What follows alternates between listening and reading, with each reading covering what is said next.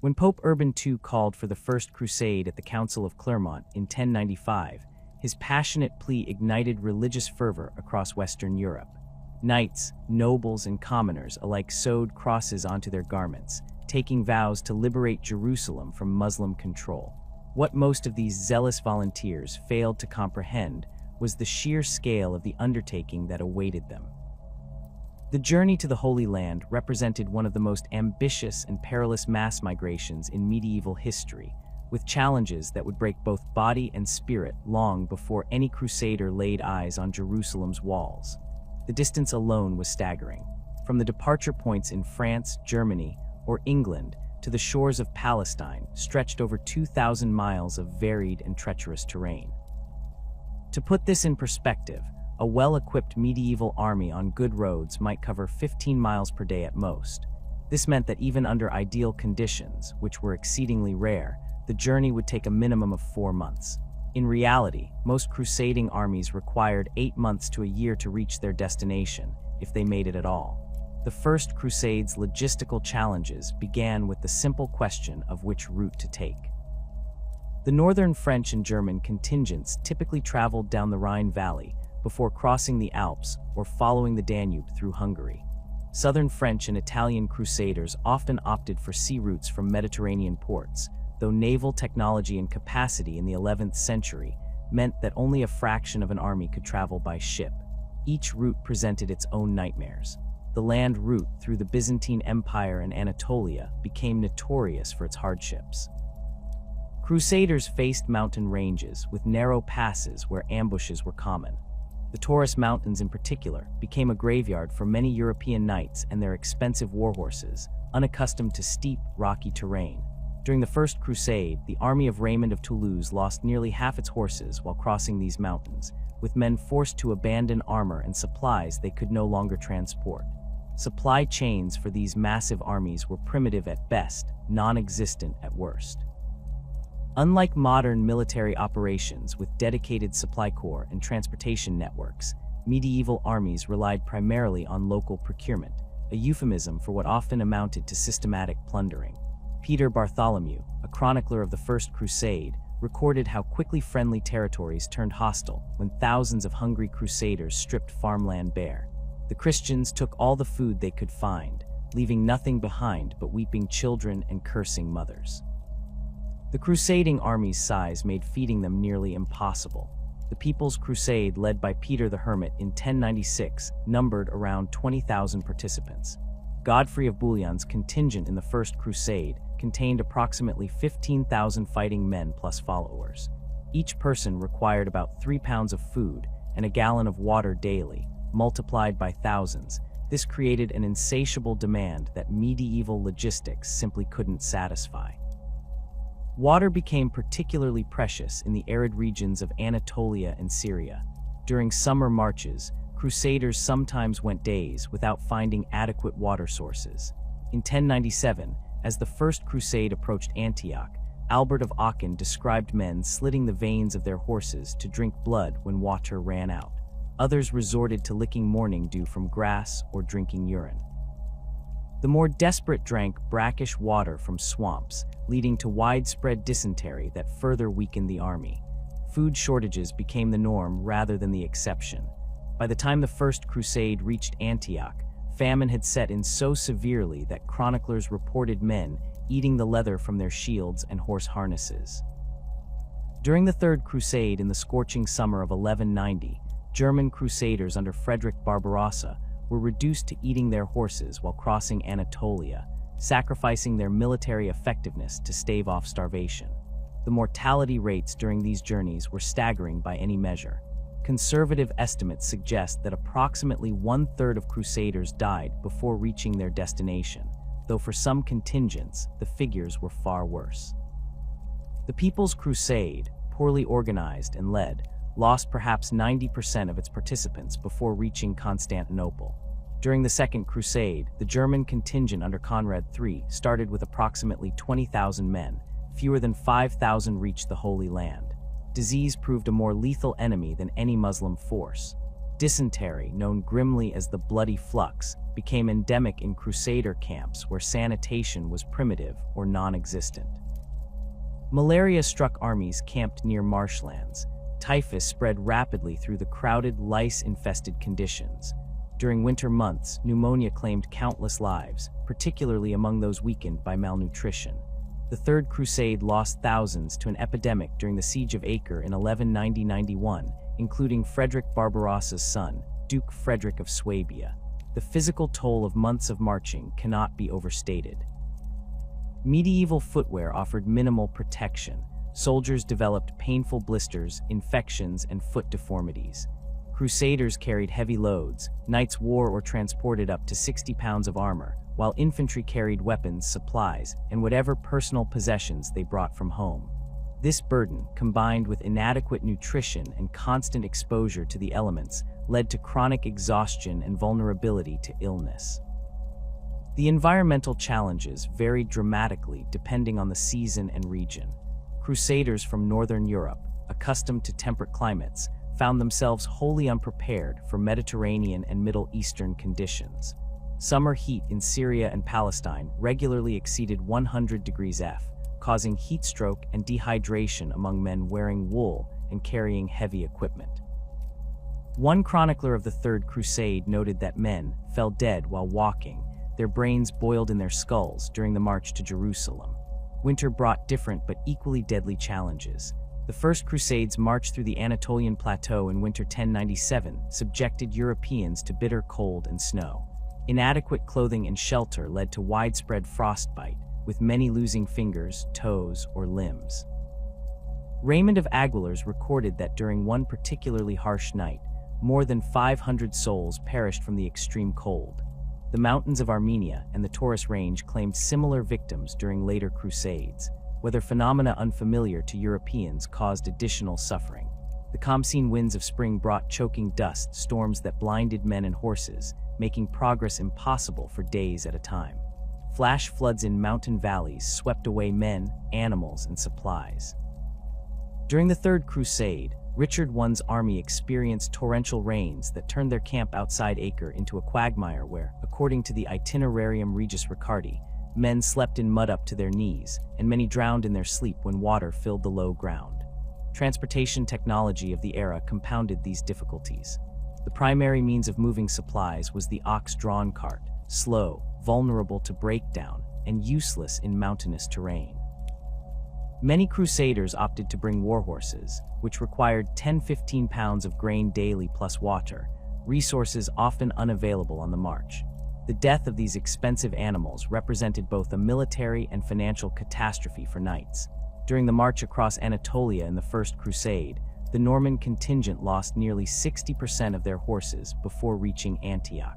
For nobles, the financial burden of crusading often proved ruinous. The estimated cost of outfitting a single knight for crusade ranged from 4 to 6 times his annual income. To fund their expeditions, many nobles sold or mortgaged ancestral lands, often at disadvantageous terms. Count Robert II of Flanders sold or pawned nearly a third of his holdings to finance his participation in the First Crusade. Many never recovered these lands, particularly if they died during the expedition. The financial structures to support such massive undertakings simply didn't exist in medieval Europe, while later crusades developed more sophisticated funding mechanisms, including dedicated taxes like the Saladin tithe. Early crusaders relied primarily on personal wealth or loans. Interest rates from Italian moneylenders often exceeded 30%, creating crushing debt that followed survivors home if they returned at all. The human cost extended beyond the crusaders themselves. Families left behind faced significant hardship. With the male head of household absent for years, wives struggled to manage estates and defend property rights. Many families sold productive assets for immediate cash, leading to long-term impoverishment. Records from the late 12th century show numerous cases of crusaders' widows forced into poverty after their husbands died in the East, having liquidated family resources to join the campaign. Even reaching the Byzantine Empire didn't guarantee safety. Relations between crusaders and their Eastern Christian allies were frequently tense. Byzantine Emperor Alexios Komnenos, who had requested Western military assistance, found himself hosting armies that threatened his own capital. He insisted that Crusade leaders swear oaths of fealty and promise to return former Byzantine territories, demands that created lasting resentment. The Byzantine guides provided to lead Crusader armies through Anatolia were sometimes suspected of deliberately misleading Western forces into dangerous territory. Communication posed another significant challenge. Crusading armies contained people speaking dozens of languages and dialects: French, German, English, Italian, Flemish, and more, with no common tongue. Military coordination suffered from this linguistic confusion. Cultural misunderstandings between different European contingents led to conflicts within the Crusader camps, sometimes erupting into violence. During the Second Crusade, French and German forces came to blows over perceived slights and competition for resources. The psychological impact of this extended journey cannot be overlooked. Medieval people rarely traveled more than 20 miles from their birthplace during their entire lives. Crusaders found themselves in alien landscapes with unfamiliar foods, customs, and dangers. Homesickness and despair affected morale, particularly as the journey stretched from months into years. Some abandoned their vows and returned home. Others deserted to Byzantine territories or even converted to Islam when captured. As armies finally reached the borders of the Holy Land, they were shadows of the forces that had departed Europe. Weakened by malnutrition, disease, and casualties, they faced fresh challenges in a hostile environment against enemies fighting on familiar ground with secure supply lines. The marvel is not that many crusades failed, but that any succeeded at all given the extraordinary challenges of simply reaching the battlefield. The journey east represented a crucible that tested every crusader's commitment, resources, and survival skills. For many, the dream of Jerusalem ended not in glory or martyrdom against the Saracen foe, but in an anonymous death from hunger, thirst, or disease on a dusty Anatolian road or in a mountain pass, hundreds of miles from their objective. These forgotten casualties of the crusading movement numbered in the hundreds of thousands, victims not of Muslim swords, but of medieval Europe's inability to project military power across vast distances. Water, the most basic human necessity, proved to be one of the deadliest adversaries crusaders faced in their campaigns to the Holy Land. While the previous trials of the journey east had already thinned their ranks considerably, the struggle for hydration in the arid landscapes of the Levant created a new dimension of suffering that military training could not prepare them for. Contemporary accounts make clear that for many crusaders, death came not from Muslim arrows or swords, but from the parched throat and delirious mind of extreme dehydration. The crusading armies that survived the arduous journey to the Holy Land encountered a climate fundamentally different from the temperate European environments they had left behind. Northern European crusaders, accustomed to abundant rainfall and plentiful rivers, found themselves wholly unprepared for the water scarcity that defined warfare in the Near East. An adult male required approximately 1 gallon of water daily under normal conditions, a requirement that doubled or even tripled during strenuous military activities in summer heat. For an army of 15,000 men, this translated to a minimum of 15,000 gallons daily, not counting the water needed for horses and pack animals. The Muslim defenders understood this vulnerability intimately and weaponized it with devastating effectiveness. As Crusader armies advanced toward objectives, they frequently discovered wells and cisterns deliberately poisoned or filled with sand and debris. During the march toward Jerusalem in 1099, Fulcher of Chartres recorded that the First Crusade found nearly every cistern destroyed and water sources corrupted with the carcasses of animals. This forced desperate men to drink from stagnant pools that contemporary medical observers linked to swelling of the bowels and fever that killed more surely than any arrow. The tactical manipulation of water resources became a hallmark of Muslim defensive strategy. When Baldwin held a campaign against Egyptian forces in 1115, local defenders retreated systematically while destroying water sources along all possible approach routes. The chronicler Albert of Aachen described how men became so parched their tongues swelled and blackened, cleaving to the roofs of their mouths so they could not speak or swallow. The campaign collapsed before a single significant battle occurred, with nearly a third of Baldwin's forces dead or incapacitated from dehydration. Medical accounts from the period describe the progression of water deprivation in clinical detail. The anonymous author of the treatise on battlefield maladies, compiled at the Hospital of St. John in Jerusalem, documented how crusaders suffering from water deprivation first experienced extreme thirst accompanied by headaches and dizziness. As dehydration progressed, men would cease sweating, their skin becoming hot and flushed. In the final stages, hallucinations set in, with many soldiers reporting visions of lakes and rivers, cruel mirages that led dying men to wander away from their units in pursuit of non-existent water sources. The most infamous example of dehydration's military impact came at the Battle of Hattin in 1187, where Saladin executed a brilliant strategy exploiting the Crusaders' water dependency. The Muslim leader deliberately provoked the Christian army under Guy of Lusignan into leaving their secure position near water supplies at Sephoria. Raymond of Tripoli warned against the march, reportedly telling King Guy, "The land is burning with heat, and we and our horses and pack animals will die of thirst before we reach water." His warnings went unheeded. As the heavily armored Crusader army marched across the parched landscape on July 3, Saladin's lighter forces harassed them continuously, preventing access to springs and wells.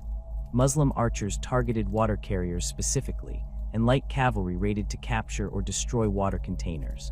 By nightfall, the Crusader army camped at the waterless plateau near the Horns of Hattin, surrounded by Muslim forces who controlled the only nearby water source at Lake Tiberias. Contemporary accounts describe the night before battle in harrowing terms. The anonymous author of De Expignation Terrae Sancti wrote that men became so desperate they licked dew from rocks and armor, drank their own urine, and even opened the veins of their horses to drink blood.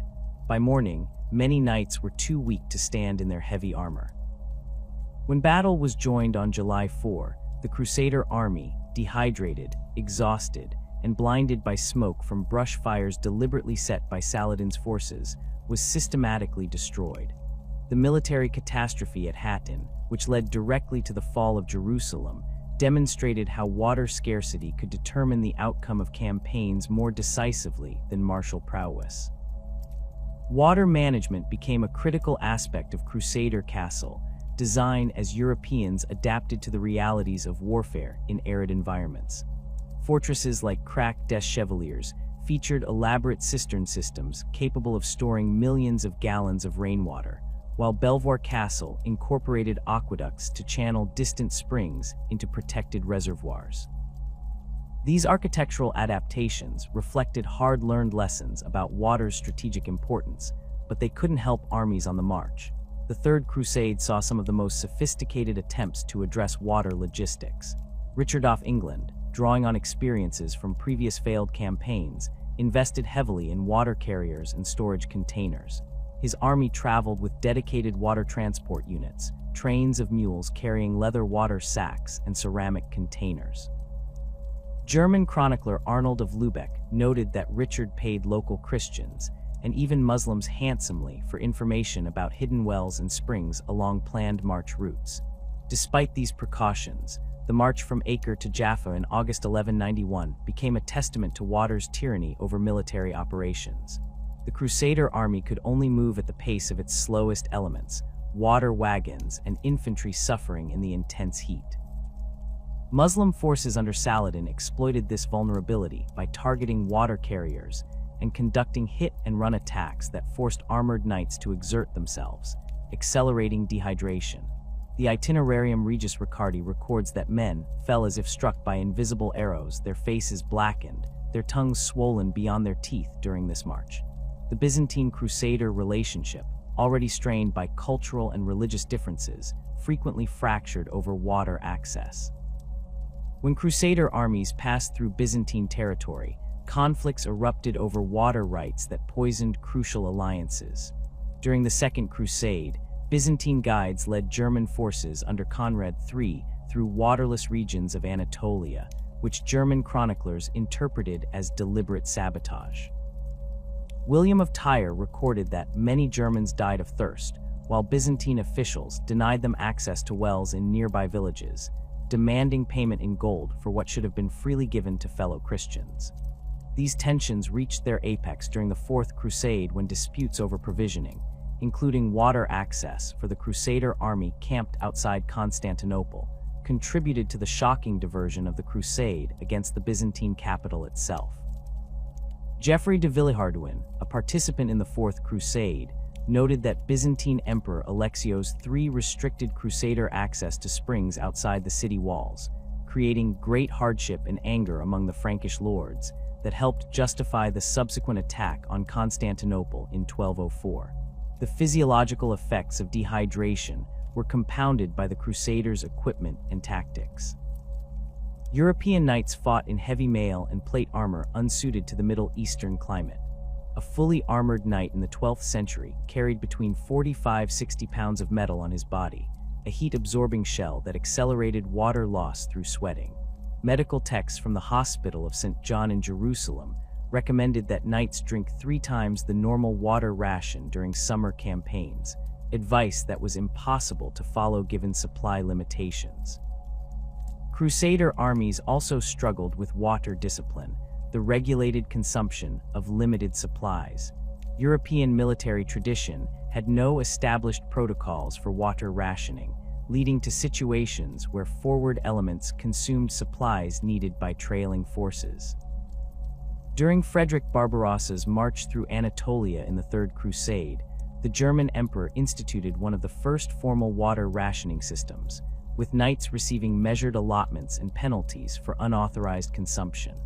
This innovation came too late for many. Barbarossa himself would later drown while crossing the Salif River, reportedly after impulsively entering the water to bathe after days of heat and dust. The Crusaders' water vulnerability created opportunities for diplomatic leverage by local powers. Muslim leaders frequently negotiated safe passage near water sources in exchange for tribute or political concessions.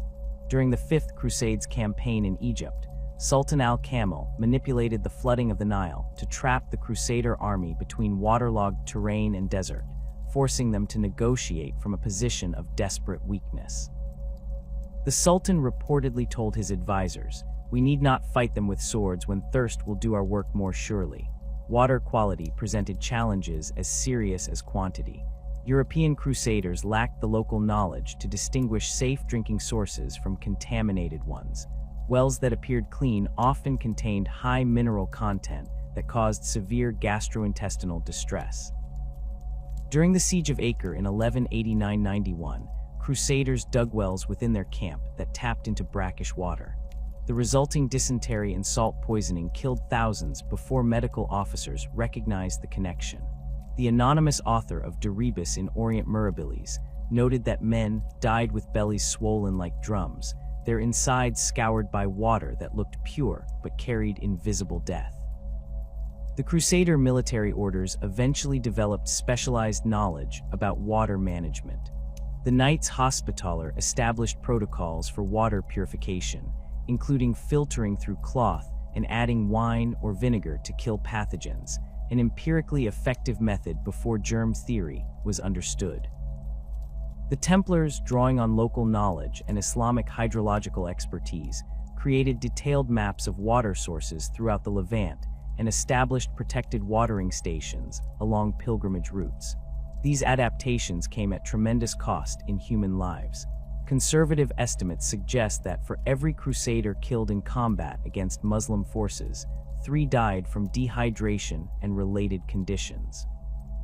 The Second Crusade's catastrophic march across Anatolia in 1147 saw the German contingent reduced by nearly 60% before engaging in a single major battle, with contemporary sources attributing most deaths to thirst and heat-related illnesses. The psychological impact of water scarcity added another dimension to Crusader suffering. The constant anxiety about finding the next water source created a form of collective trauma that medieval chroniclers struggled to articulate. Odo of Duil, who accompanied Louis VII on the Second Crusade, described how men became like beasts, forgetting God and their vows, fighting over puddles of muddy water. the strong trampling the weak. This breakdown in discipline and morale often preceded military defeat, as cohesion dissolved in the face of primal thirst. Water scarcity shaped Crusader strategy at every level. Campaign seasons were dictated by rainfall patterns, with major offensives typically launched in spring when cisterns were full from winter precipitation. Siege operations, the dominant form of warfare in the Crusader states, required careful calculation of water resources. When Saladin besieged the Crusader fortress of Kerak in 1183, he positioned his forces specifically to block access to springs that supplemented the castle's cisterns. Though the fortress had substantial water storage, the knowledge that supplies were finite created psychological pressure that Saladin exploited in negotiation. For the average Crusader, daily life in the field revolved around water concerns that European military training had never addressed. Men learned to march at night to reduce water loss through sweating. They developed techniques for extracting moisture from plants and digging shallow pits in dry riverbeds to access subsurface water. These survival skills, often learned from native Christian guides or converted Muslims, represented a significant adaptation of European military culture to Middle Eastern environmental realities. The Crusader states that survived the initial conquests developed infrastructure to address water challenges. Aqueducts restored from Roman and Byzantine periods channeled mountain springs to coastal cities. Underground cisterns were expanded and maintained with greater sophistication than many European water systems of the period. These adaptations reflected an understanding that control of water meant control of territory, a lesson written in the deaths of countless Crusaders who perished with parched throats in the unforgiving landscape of the Holy Land. While thirst claimed countless Crusader lives during marches through arid landscapes, an even more insidious killer stalked the ranks of every crusading army: disease. In an era before germ theory, when medical knowledge remained a confused mixture of Galenic humoral theory, folk remedies, and religious interpretations, infectious diseases spread through Crusader camps with devastating efficiency. These microscopic enemies proved far deadlier than any Muslim sword, arrow, or siege engine, killing Crusaders by the thousands in conditions that perfectly facilitated transmission. The cramped, unsanitary conditions of medieval military encampments created ideal breeding grounds for pathogens. Crusader camps typically concentrated thousands of men, animals, and camp followers in small areas with no systematic waste disposal. Latrines, when they existed at all, consisted of shallow trenches dug near living quarters, often contaminating water sources. During the First Crusade siege of Antioch in 1097-1098, the Christian army established semi-permanent camps that quickly became cesspools of human and animal waste. Fulcher of Chartres described how men relieved themselves wherever convenient, even beside their sleeping places, creating a stench that itself caused illness. Dysentery, known colloquially as the bloody flux, emerged as the most common and feared disease among crusading armies. This bacterial infection of the intestines, caused primarily by Shigella or Entamoeba histolytica, spread rapidly through contaminated water and food. Victims experienced violent diarrhea containing blood and mucus, accompanied by fever, abdominal cramping, and rapid dehydration.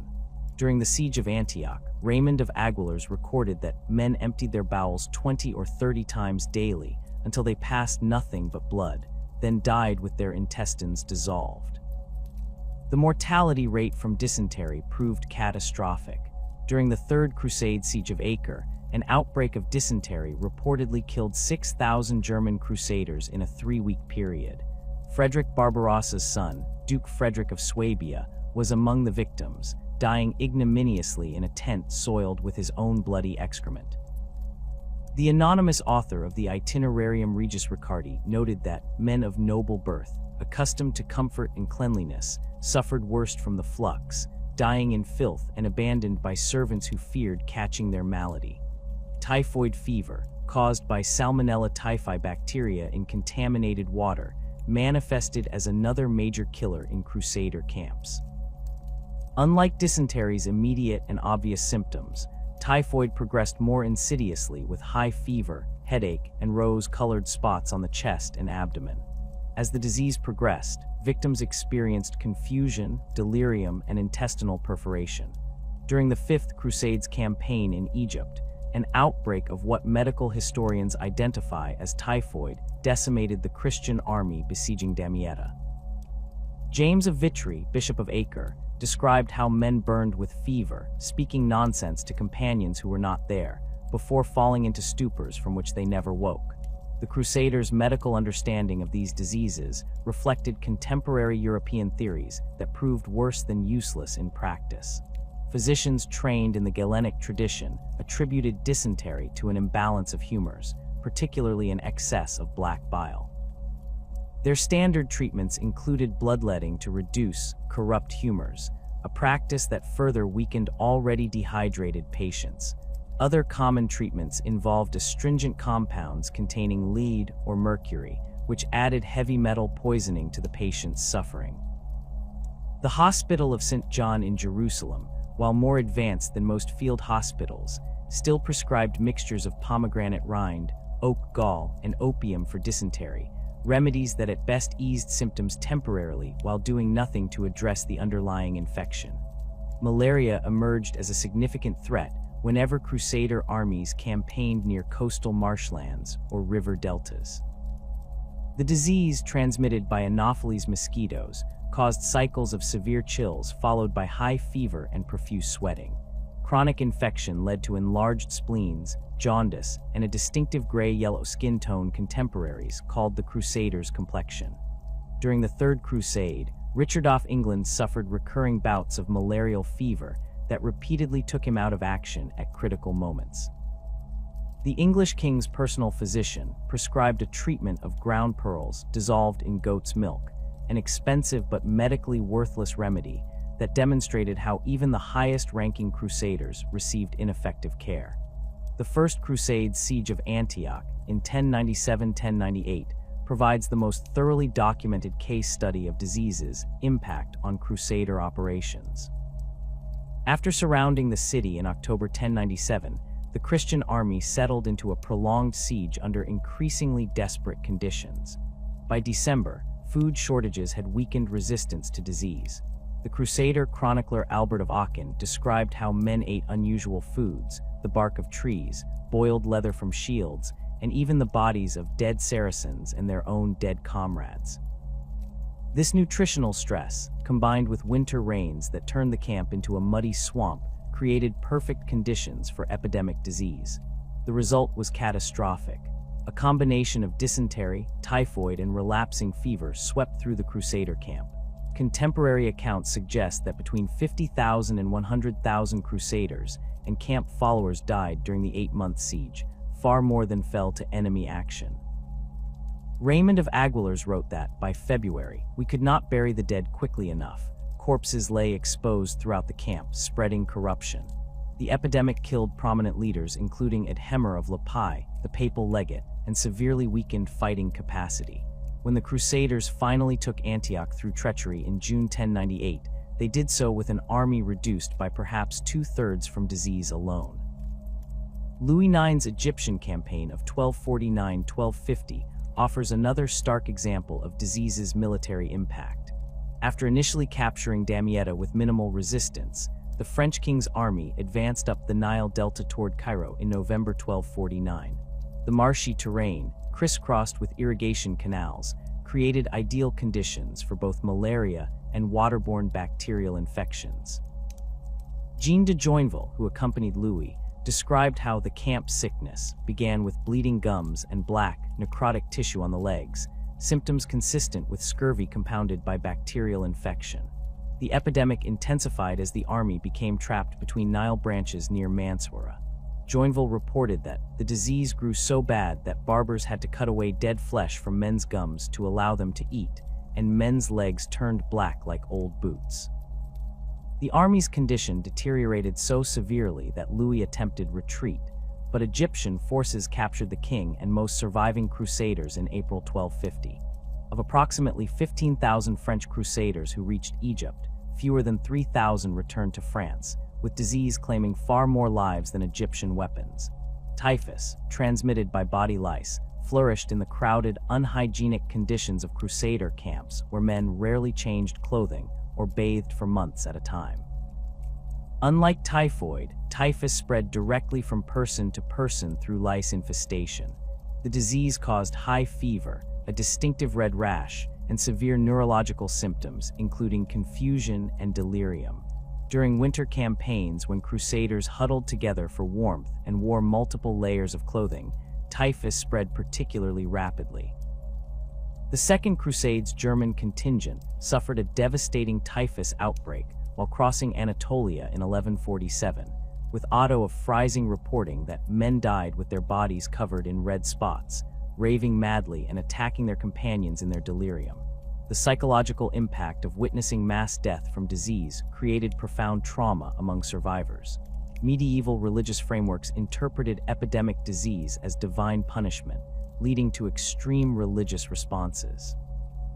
During disease outbreaks, Crusader camps often saw waves of apocalyptic preaching, self-flagellation, and persecution of minorities blamed for poisoning water sources.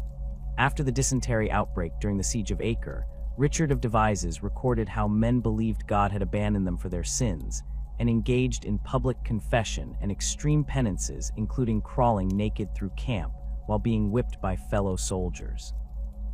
The military orders, particularly the Hospitallers, developed the most sophisticated medical responses to epidemic disease.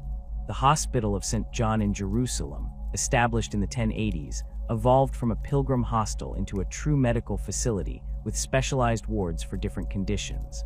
Hospitaller medical practice incorporated elements of Byzantine and Islamic medicine, including more advanced concepts of hygiene. Their facilities featured separate latrines for staff and patients, regular changing of bedding, and isolation of patients with symptoms of contagious disease, practices far ahead of standard European medicine. Despite these innovations, effective treatments remained elusive. For dysentery, Hospitaller physicians prescribed rice water, pomegranate juice, and opium to reduce diarrhea, treatments that sometimes alleviated symptoms but rarely affected the underlying infection. For fevers including malaria and typhoid, cold baths and vinegar sponging sometimes reduced dangerous hyperthermia. The most effective Hospitaller innovation was less about treatment than prevention. They established strict rules about camp sanitation, including proper latrine placement downstream and downwind from living areas and water sources.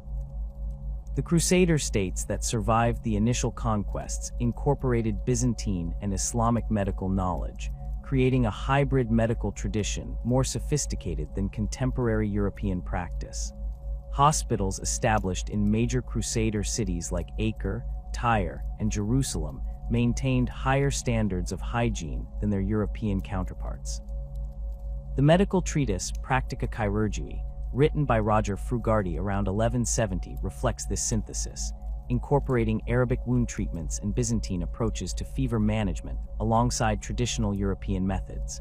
For the average Crusader, however, access to this advanced medical care remained limited. Most sick or wounded men relied on rudimentary field hospitals staffed by minimally trained barber surgeons or monks with basic medical knowledge. Treatment typically focused on symptom management through herbal preparations, dietary adjustments, and religious interventions including prayer and the application of relics. During the Third Crusade, the English contingent established field hospitals, where the primary treatment for fever involved bloodletting, followed by application of holy water from the Jordan River, a practice that likely increased mortality. The seasonality of disease influenced Crusader military planning, though commanders rarely understood the connections between environment and specific illnesses. Summer campaigns frequently encountered dysentery and typhoid outbreaks related to water contamination, while winter operations saw more respiratory infections and typhus. Spring and fall campaigns in coastal or marshy areas coincided with peak mosquito activity and malaria transmission. These patterns created a no-win situation for Crusader commanders. Each season brought its own disease threats, making year-round operations consistently vulnerable to epidemic outbreaks. The most successful Crusader leaders eventually developed pragmatic approaches to disease management. During the Third Crusade, Richard established strict camp hygiene regulations, including designated latrine areas away from water sources and mandatory burial or burning of waste and animal carcasses. He also implemented rudimentary quarantine measures, isolating units with high disease rates from the main army.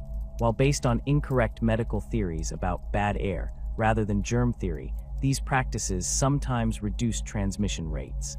Richard's army suffered proportionally fewer disease deaths than other crusading forces, though the toll remained substantial. For the common crusader, disease represented a particularly terrible fate, dying ingloriously in filth and pain, far from home, without achieving the spiritual goals that motivated their journey. The crusader ideal celebrated martyrdom in battle against the infidel as a direct path to heaven. Death from dysentery or fever offered no such glory. Orderic Vitalis recorded how dying crusaders lamented that, to perish from the flux brings no honor, yet kills more surely than any Saracen blade. This psychological dimension added another layer of suffering to the physical torment of disease. The crusader armies that managed to survive the arduous journey east, avoid death by dehydration, and escape the ravages of disease faced another relentless enemy, chronic malnutrition. The medieval military diet, monotonous, nutritionally inadequate, and frequently scarce, undermined crusader health and fighting effectiveness throughout the campaigns. While modern armies operate with the understanding that proper nutrition forms the foundation of military capability, medieval commanders had no concept of vitamins, proteins, or balanced nutrition. The result was armies systematically weakened by nutritional deficiencies long before they faced enemy forces.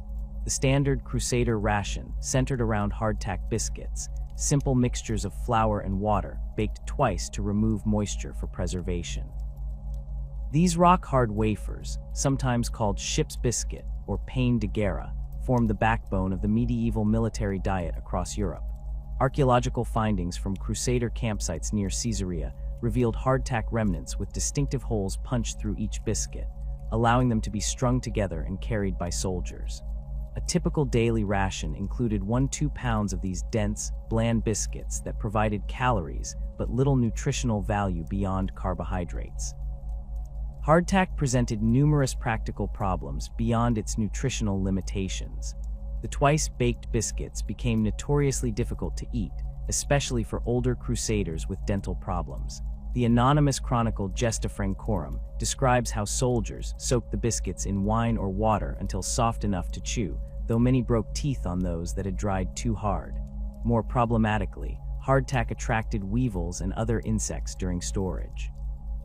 By the time crusader supply trains reached the Holy Land, biscuit supplies often crawled with insect larvae.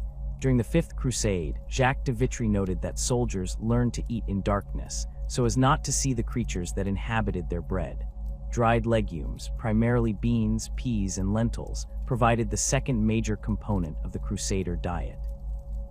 These offered better nutritional value than hardtack, containing protein and some minerals, but required substantial water and fuel for proper preparation. During active campaigns, soldiers often lacked both, resulting in partially cooked legumes that caused digestive distress.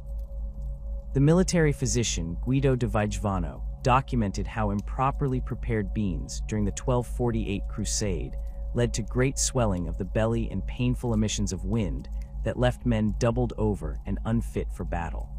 Salted meat appeared in crusader rations when available, but far less frequently than modern assumptions might suggest. Meat preservation in the medieval period relied primarily on heavy salting, which made the protein last longer but leached out nutrients, and made the food extremely thirsty work to consume, a dangerous proposition in water-scarce environments. Pork dominated European military meat rations due to its higher fat content and better preservation characteristics. During the Third Crusade, English supply ships delivered barrels of salted pork to Richard I's army, but contemporary accounts indicate that only officers and knights received regular meat rations, while common soldiers made do with occasional small portions. The nutritional inadequacy of this diet becomes apparent when compared to modern understanding of human requirements. The Crusader diet provided sufficient calories, perhaps 2,500–3,000 daily when supplies were plentiful, but severely lacked key nutrients. Most glaringly, the diet contained minimal vitamin C, leading inevitably to scurvy during extended campaigns. This deficiency disease, characterized by weakness, bleeding gums, poor wound healing, and eventually death, appeared regularly in Crusader armies after 2–3 months of restricted diet. During the siege of Antioch in 1098, chroniclers described symptoms clearly recognizable as scurvy. Men's gums grew swollen and black, bleeding at the slightest touch. Old wounds reopened, and new injuries would not heal. Without understanding the cause, some Crusader physicians attributed these symptoms to corruption of the air or poisoning by the enemy. The simple addition of fresh fruits or vegetables would have prevented the condition, but the logistical challenges of providing fresh produce to armies in the field seemed insurmountable to medieval commanders. Vitamin A deficiency similarly plagued Crusader forces, manifesting most noticeably as night blindness. This condition, where soldiers could not see effectively in low light, created serious tactical vulnerabilities during night operations and dawn attacks. During the siege of Damietta in the Fifth Crusade, Oliver of Paderborn recorded that many men became blind as bats when the sun set, stumbling about the camp and useless for sentry duty. The condition resulted from inadequate consumption of animal products containing performed vitamin A or plant sources of beta-carotene. Some Crusader physicians recognized the connection between certain foods and night vision, with the medical text, Regimen Sanitatis Salernitanum, recommending liver consumption to restore night vision, an effective treatment, though the underlying mechanism remained unknown. Iron deficiency anemia became widespread during extended campaigns, particularly affecting soldiers who had lost blood through wounds or parasitic infections. The condition caused fatigue, weakness, and reduced cognitive function, all devastating for military effectiveness. During the Second Crusade, a German physician in Conrad III's army described how soldiers became pale as ghosts, with hearts racing from the slightest exertion, their minds slow and confused during councils of war. While red meat would have helped address this deficiency, its scarcity in the Crusader diet meant that anemia became nearly universal during long campaigns. The logistical challenges of feeding Crusader armies cannot be overstated. Unlike modern military forces with dedicated supply corps and preservation technology, medieval armies relied on a combination of transported rations, local procurement, and often outright plunder. For the First Crusade, no centralized commissary system existed at all. Each contingent handled its own food supplies, leading to dramatic disparities in provisioning. The Norman forces under Bohemond of Tarrant maintained better supply lines through Italian shipping connections, while the Provençal forces under Raymond of Toulouse frequently faced severe shortages when cut off from Byzantine markets. As Crusader strategy evolved through successive campaigns, so too did approaches to provisioning.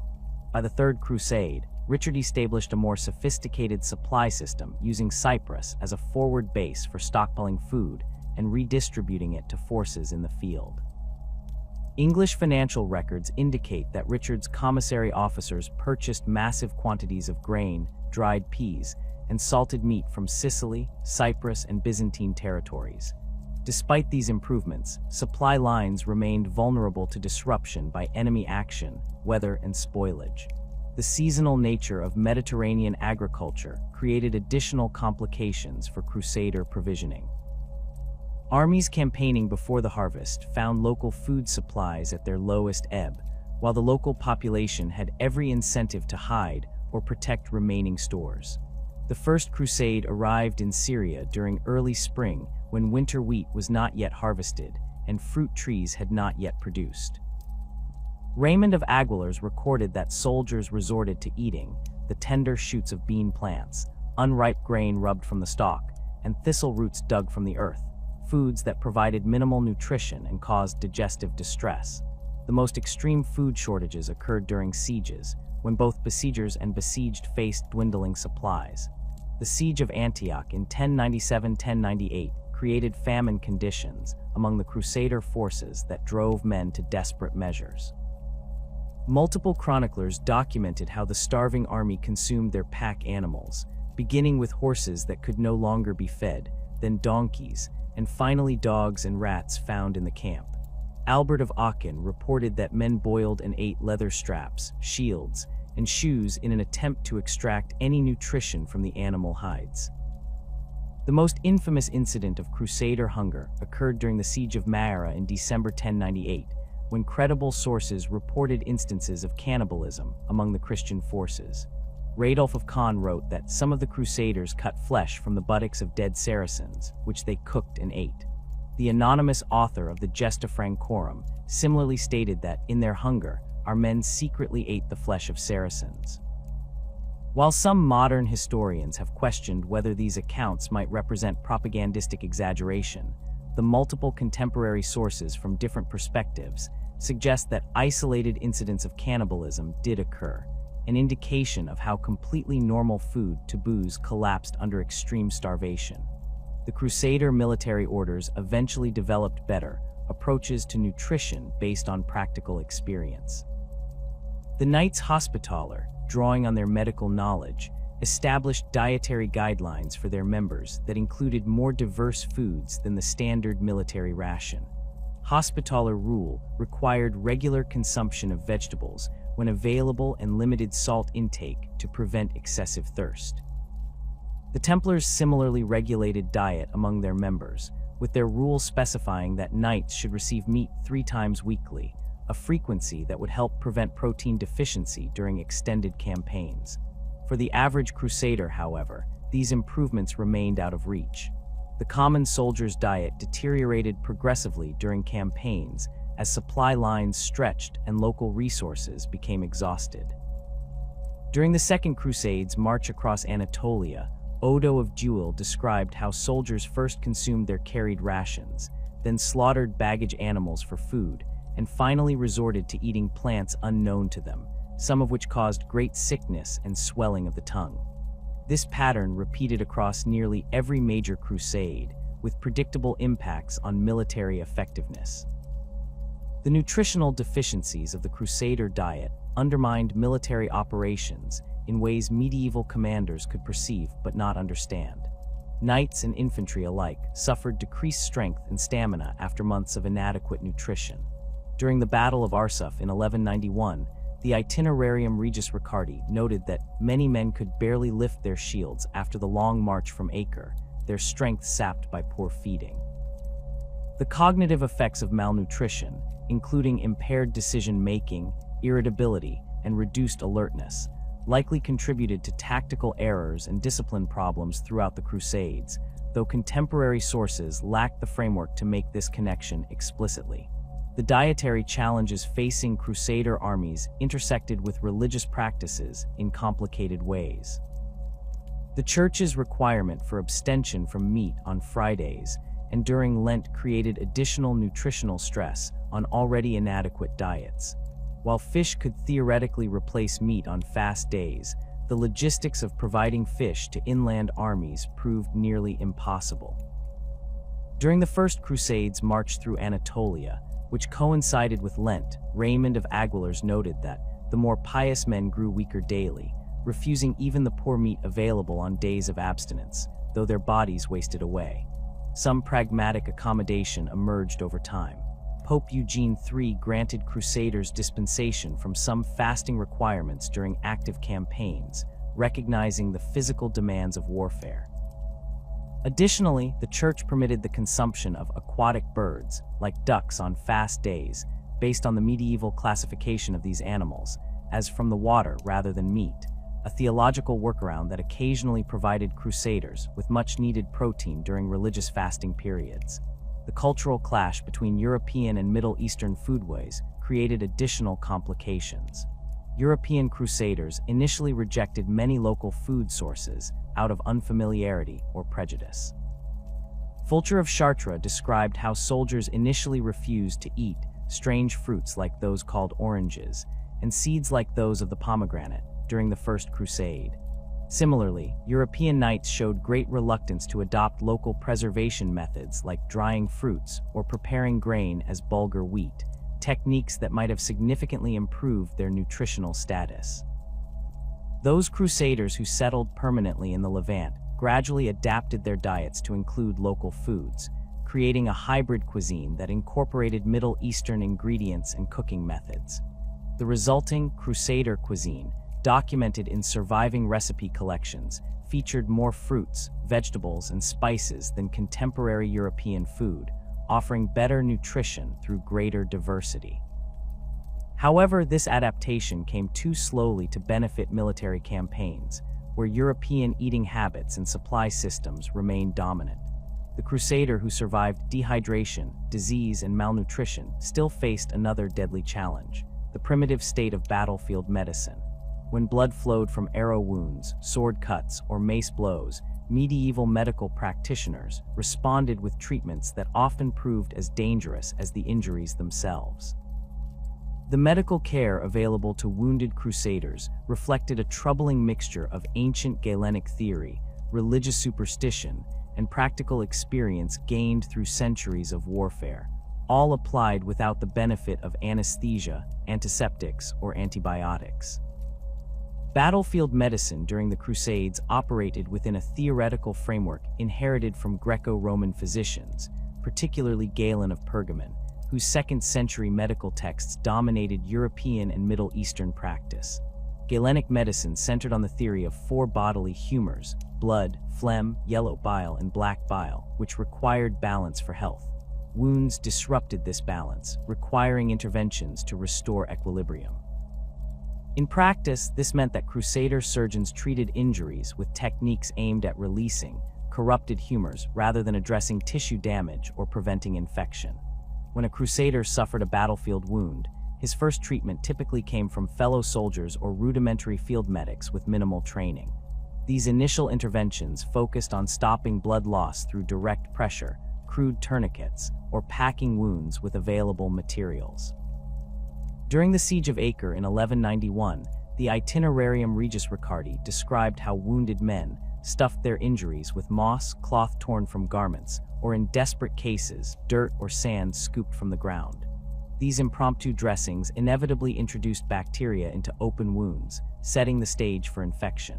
If the wounded soldier survived this initial treatment, he might reach a field hospital established by one of the military orders. The Knights Hospitaller developed the most sophisticated medical services, creating a system where injured crusaders received increasingly specialized care as they moved from battlefield to field hospital to permanent medical facilities. A wounded knight at Hattin in 1187 would have first encountered Hospitaller sergeants trained to apply initial dressings and assess injury severity. Those with survivable wounds would then be transported by horse litter to field hospitals where more skilled practitioners waited. These field hospitals, typically established in tents or commandeered buildings near battle sites, offered a higher level of care than battlefield first aid, though still primitive by modern standards. The Hospital of St. John in Jerusalem, which served as the model for Hospitaller field facilities, maintained a strict organizational system. Wounded men were separated by injury type, with dedicated areas for head wounds, penetrating chest or abdominal injuries, and limb trauma. This specialization allowed medical practitioners to develop greater expertise in specific injury types, though their treatments remained limited by medieval understanding.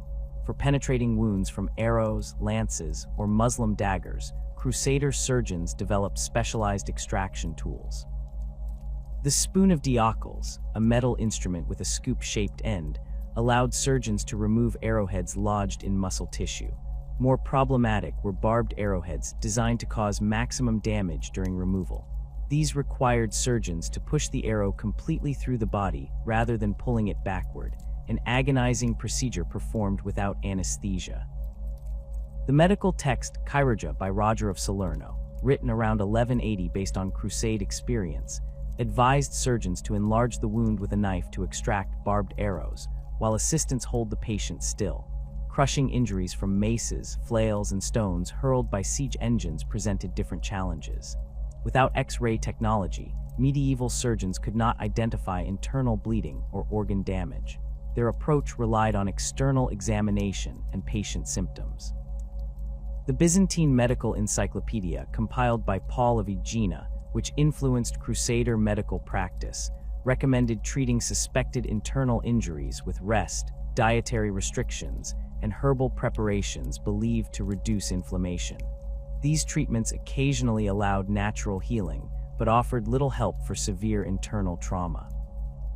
The most common battlefield injuries involved open wounds from edged weapons, swords, axes, and daggers, which medieval surgeons treated through a process called mundification. This involved washing the wound with wine, which had some antiseptic properties due to its alcohol content, though practitioners did not understand the underlying mechanism. After cleansing, surgeons debated whether to close wounds immediately or leave them open. The dominant approach followed the teaching of the Arab physician Avicenna, who recommended against immediate closure of deep wounds to allow corrupted humors to drain, inadvertently reducing anaerobic infections like tetanus.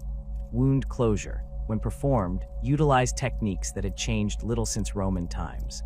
Surgeons employed curved needles made from bone or metal to suture wounds with threads spun from linen or animal sinew. Without sterilization, these materials frequently introduced new infections. The Arab surgical text, Al-Tasrif by Al-Buqasis, which circulated among Crusader physicians, illustrated various suturing patterns for different wound types. For facial wounds, where minimizing scarring mattered for knights concerned with appearance, surgeons used finer needles and more careful technique, sometimes achieving impressive cosmetic results despite technological limitations. Infection represented the greatest threat to wounded crusaders. Without understanding bacterial contamination, medieval practitioners watched helplessly as wounds that initially seemed survivable developed the telltale signs of infection: redness, swelling, heat, and purulent discharge. The appearance of pus actually represented a positive sign in Galenic medicine, interpreted as the body successfully expelling corrupt humors. The medical maxim pus bonum et laudabile reflected this dangerous misunderstanding, leading surgeons to intentionally promote suppuration rather than prevent infection. When infection progressed to sepsis, with patients developing fever, rapid pulse, and mental confusion, medieval practitioners had few effective responses. The Hospitaller Medical Manual, compiled in Jerusalem around 1170, recommended cooling febrile patients with damp cloths and administering concoctions of willow bark to reduce fever. These measures sometimes provided symptomatic relief, but could not address the underlying infection. Contemporary medical texts suggest that approximately 60% of crusaders with significant wounds died from subsequent infection rather than the initial trauma. The most dreaded complication of battlefield wounds was gangrene, the death of tissue caused by infection or compromised blood supply. Crusader surgeons recognized the condition by its characteristic appearance: blackened tissue, foul smell, and eventual tissue sloughing. The Byzantine medical texts that influenced Crusader practice distinguished between dry gangrene and wet gangrene, though both led to the same treatment: amputation. Amputation represented the most dramatic and traumatic procedure in the medieval surgical repertoire. Without effective anesthesia beyond alcohol or opium preparations, patients experienced the full pain of limb removal. Speed became the surgeon's primary virtue in amputation. The Hospitaller Surgical Manual advised that 3 assistants should restrain the patient while the surgeon completes the cut with as few strokes as possible. Archaeological evidence from Crusader period hospital sites in Jerusalem and Acre revealed specialized amputation knives with heavy, sharp blades designed for quick cutting through flesh and bone. The technique for battlefield amputations changed little throughout the Crusader period. Surgeons applied a tourniquet above the injured area, then cut quickly through skin and muscle down to the bone with a specialized knife. The bone was then severed with a saw designed for the purpose. To control bleeding after removing the tourniquet, surgeons employed cautery, the application of red-hot metal instruments to seal blood vessels. This excruciating procedure prevented immediate hemorrhage, but created extensive tissue damage that frequently led to secondary infection. The survival rate for amputations performed under battlefield conditions remained dismally low. Medical records from the Hospital of St. John's suggest that perhaps 25–30% of patients survived the immediate procedure, with many succumbing to subsequent infection, shock, or blood loss. Those who survived often faced chronic pain, phantom limb syndrome, and significant disability. The Hospitaller Order developed some of the first systematic rehabilitation approaches for amputees, including specialized crutches and primitive prosthetics made from wood and leather. Head injuries presented particularly difficult challenges for Crusader surgeons. The Hippocratic corpus, which formed part of the medieval medical canon, contained relatively sophisticated observations about traumatic brain injury, noting the relationship between damage to different parts of the brain and specific symptoms. Crusader surgeons recognized that depressed skull fractures required intervention and developed specialized tools for the procedure of trepanation, cutting holes in the skull to relieve pressure or elevate depressed fragments. Trepanation ranked among the most technically demanding procedures performed by medieval surgeons.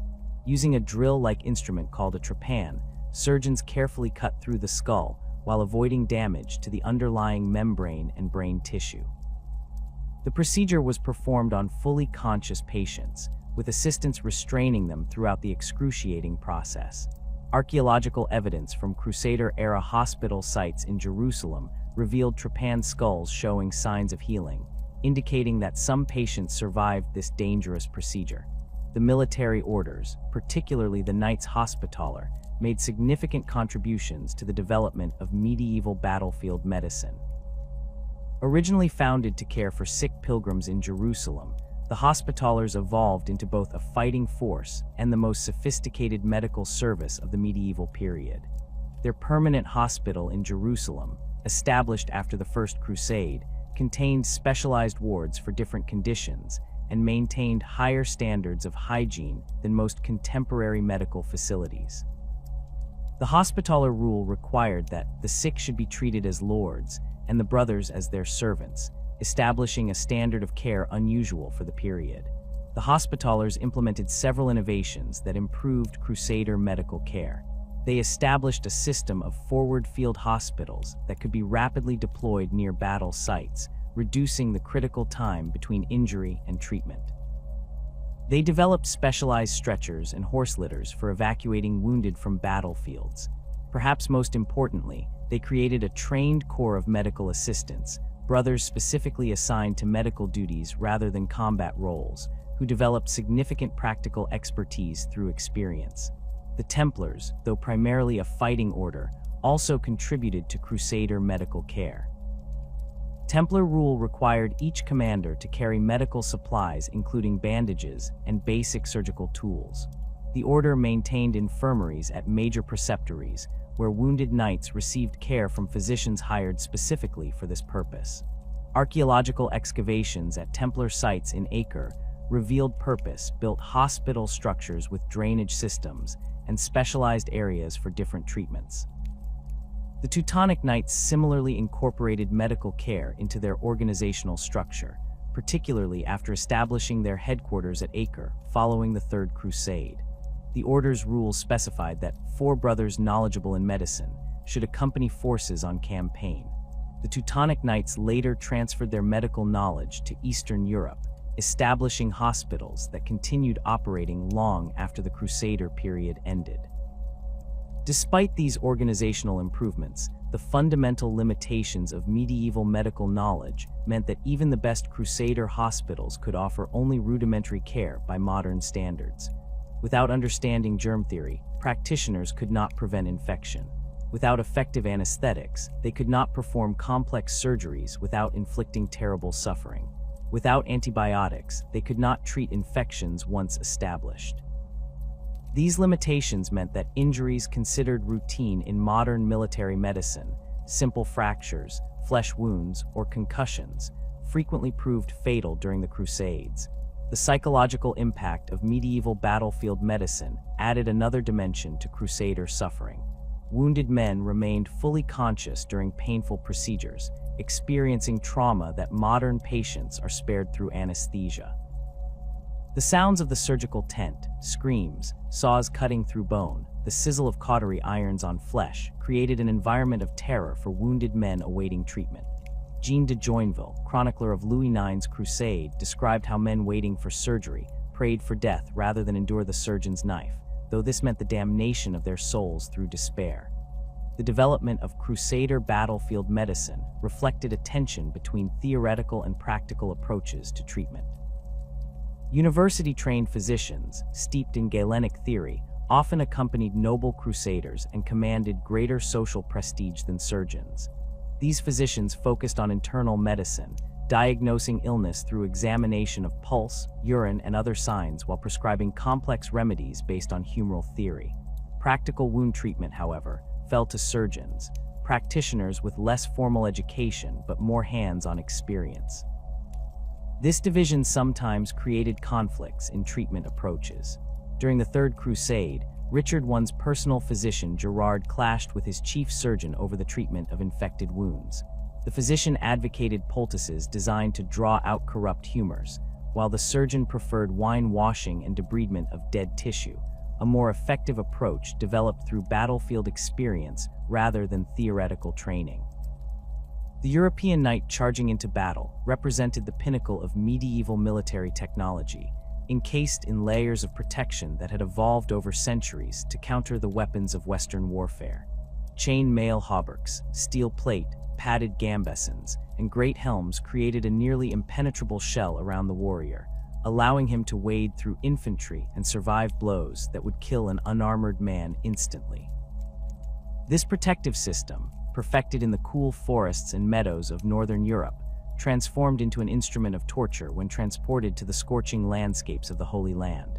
The typical crusader knight of the 12th century wore a multi-layered protective system that began with a linen or wool undergarment against the skin.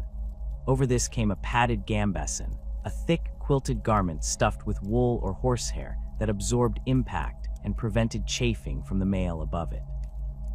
The primary armor consisted of a mail hauberk, a shirt of interlocked iron rings that might weigh between 25–30 pounds, extending from neck to mid-thigh or knee. By the later Crusades, plate components supplemented this protection: iron greaves for the shins, polans for the knees, and increasingly comprehensive plate coverage for the torso. The knight's head, the most vulnerable target, received the most comprehensive protection. Early crusaders wore conical helmets with nasal guards, but by the Third Crusade, many knights adopted the Great Helm, a fully enclosed cylindrical helmet with small vision slits and breathing holes. Beneath this, a mail coif protected the neck and sides of the head. Together with gauntlets, shield, and sword, a fully equipped knight carried between 60–70 pounds of equipment, distributed across his body in a system designed for European battlefields. This armor system's fatal flaw became immediately apparent upon arrival in the Levant.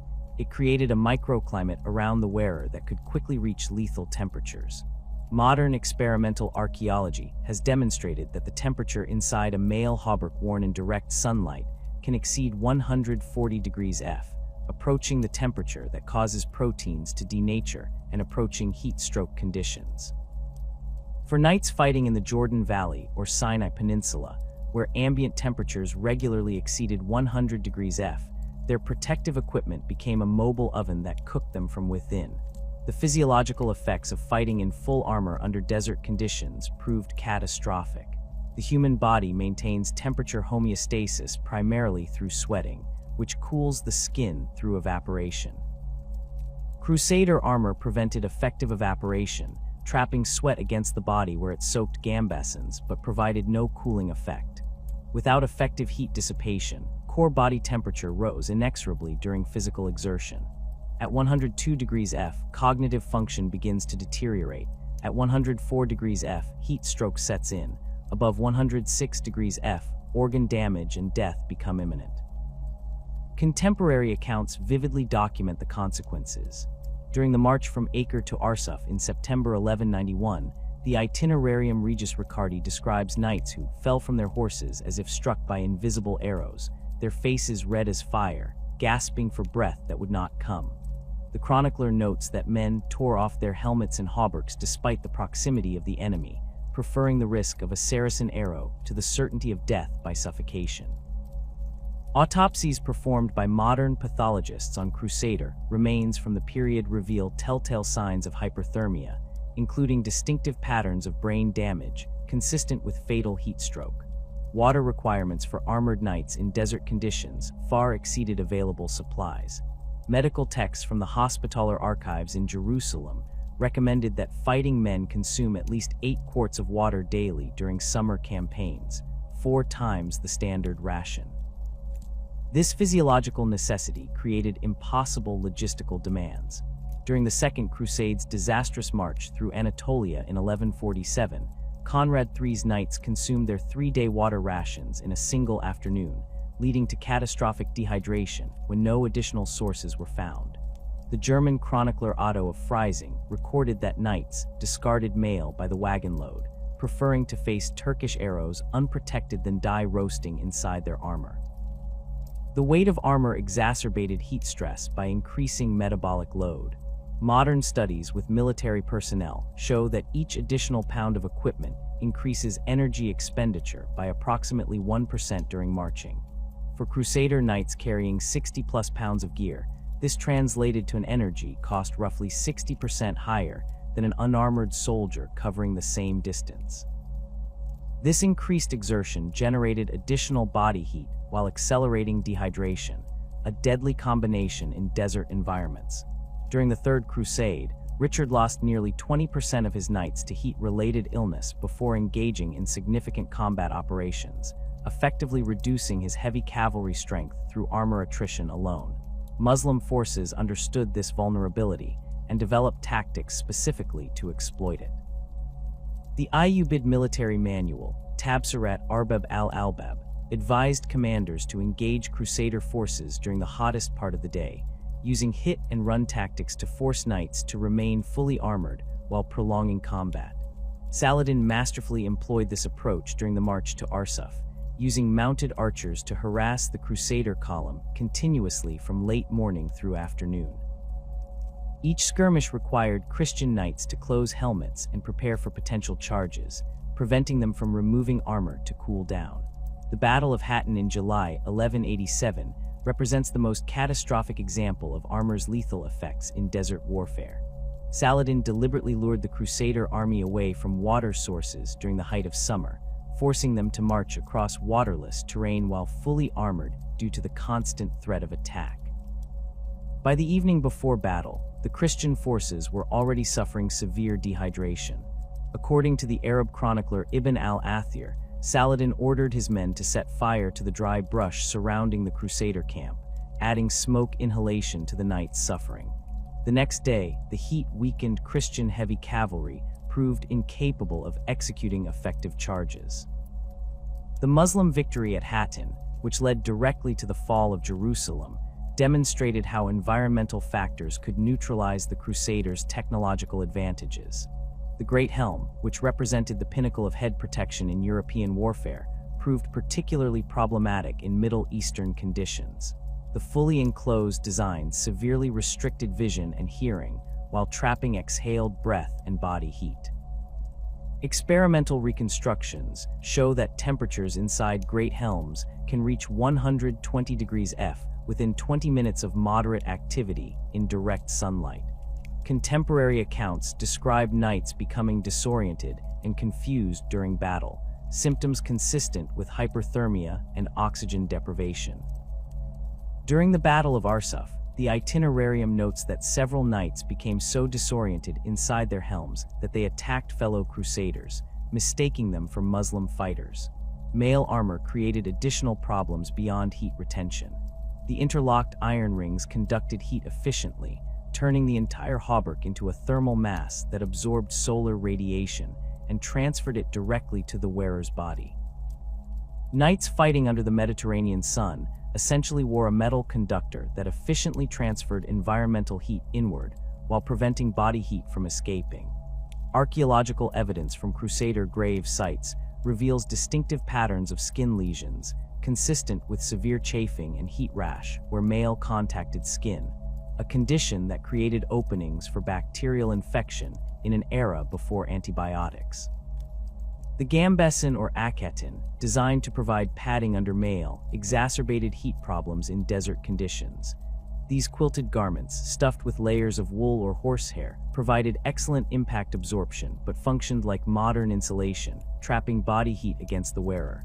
When soaked with sweat, gambesons became heavy, uncomfortable, and prone to causing skin infections.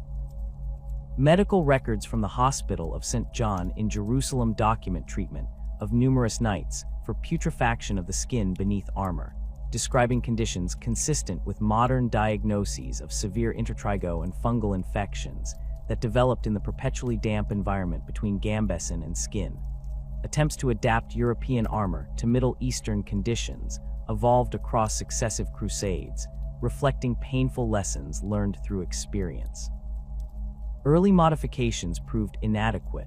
Knights simply removed components of their armor when heat became unbearable, sacrificing protection for survival. The Arab chronicler Usama ibn Munki described with amazement how Crusader knights during the 1130s would cast aside helmets and mail sleeves during the hottest hours, exposing their heads and arms to arrows rather than continue suffering inside their iron ovens. By the time of the Third Crusade, more systematic adaptations emerged. Crusader knights began wearing lighter mail hauberks with larger rings and more open weaves, sacrificing some protection for greatly improved ventilation. Archaeological evidence from Crusader sites in Acre and Caesarea reveals mail links approximately 30% larger than contemporary European examples, with distinctive patterns that maximized airflow while maintaining structural integrity. These modified hauberks weighed 15-20 pounds compared to the 25-30 pounds of standard European mail, representing a significant reduction in both weight and heat retention. Helmet design underwent similar evolution. The Great Helm, while offering superior protection, proved unsuitable for extended wear in hot climates. Knights in the Crusader states increasingly favored more open designs like the Cerveliere, a simple skull cap that protected the top of the head while allowing heat to escape and air to circulate. For facial protection, many adopted the mail aventail, a curtain of mail hanging from the helmet that could be lifted when not in direct combat. This modular approach allowed fighters to adjust protection levels according to immediate threat and temperature conditions. The military orders stationed permanently in the Holy Land developed the most effective armor adaptations. Templar and Hospitaller knights, who faced the dual challenges of religious requirements for modesty and military requirements for protection, created hybrid armor systems that borrowed elements from Muslim designs.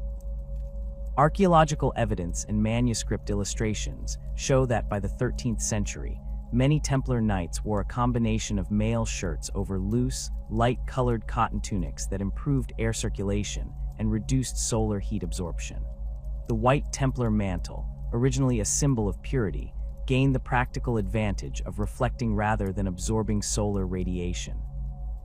Surviving fragments of Hospitaller armor from the late 12th century reveal another innovation: the integration of leather components as substitutes for metal in less vulnerable areas.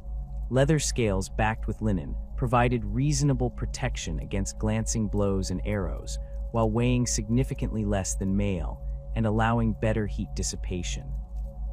The Hospitaller rule from this period specifically mentions adapted armor suitable for the climate, suggesting institutional recognition of the need for regional modifications to standard European equipment. Muslim observers noted these adaptations with interest. Ibn Jubayr, traveling through Crusader territories in the 1180s, described how Frankish knights had abandoned their heavy armor of earlier years in favor of lighter protection, though still more substantial than our own warriors wear. This observation highlights an important point. Even adapted Crusader armor remained heavier than the equipment worn by their Muslim opponents, who had developed fighting styles and protective systems optimized for local conditions over centuries. The most comprehensive adaptation came through changing tactical doctrine rather than equipment modifications. European heavy cavalry tactics relied on the concentrated shock of a massed charge, knights riding knee to knee in tight formation to deliver maximum impact. This approach required fighters to remain fully armored for extended periods before and during battle. In the Holy Land, Crusader forces increasingly adopted more flexible tactics that allowed knights to remain unarmored or lightly armored until the moment of engagement. The Battle of Montgisard in 1177 demonstrated this adaptation. According to Christian chronicles, Baldwin IV's knights carried their helmets and mail sleeves rather than wearing them during the approach march, donning full protection only when enemy forces appeared.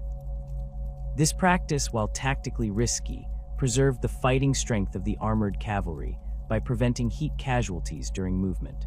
Similar accounts from the later Crusades describe knights traveling with armor loaded on pack animals or supply wagons, an unthinkable practice in European warfare where ambush from nearby forests was a constant threat. Despite these adaptations, the fundamental incompatibility between European armor design and Middle Eastern climate remained a significant factor in Crusader military operations throughout the period.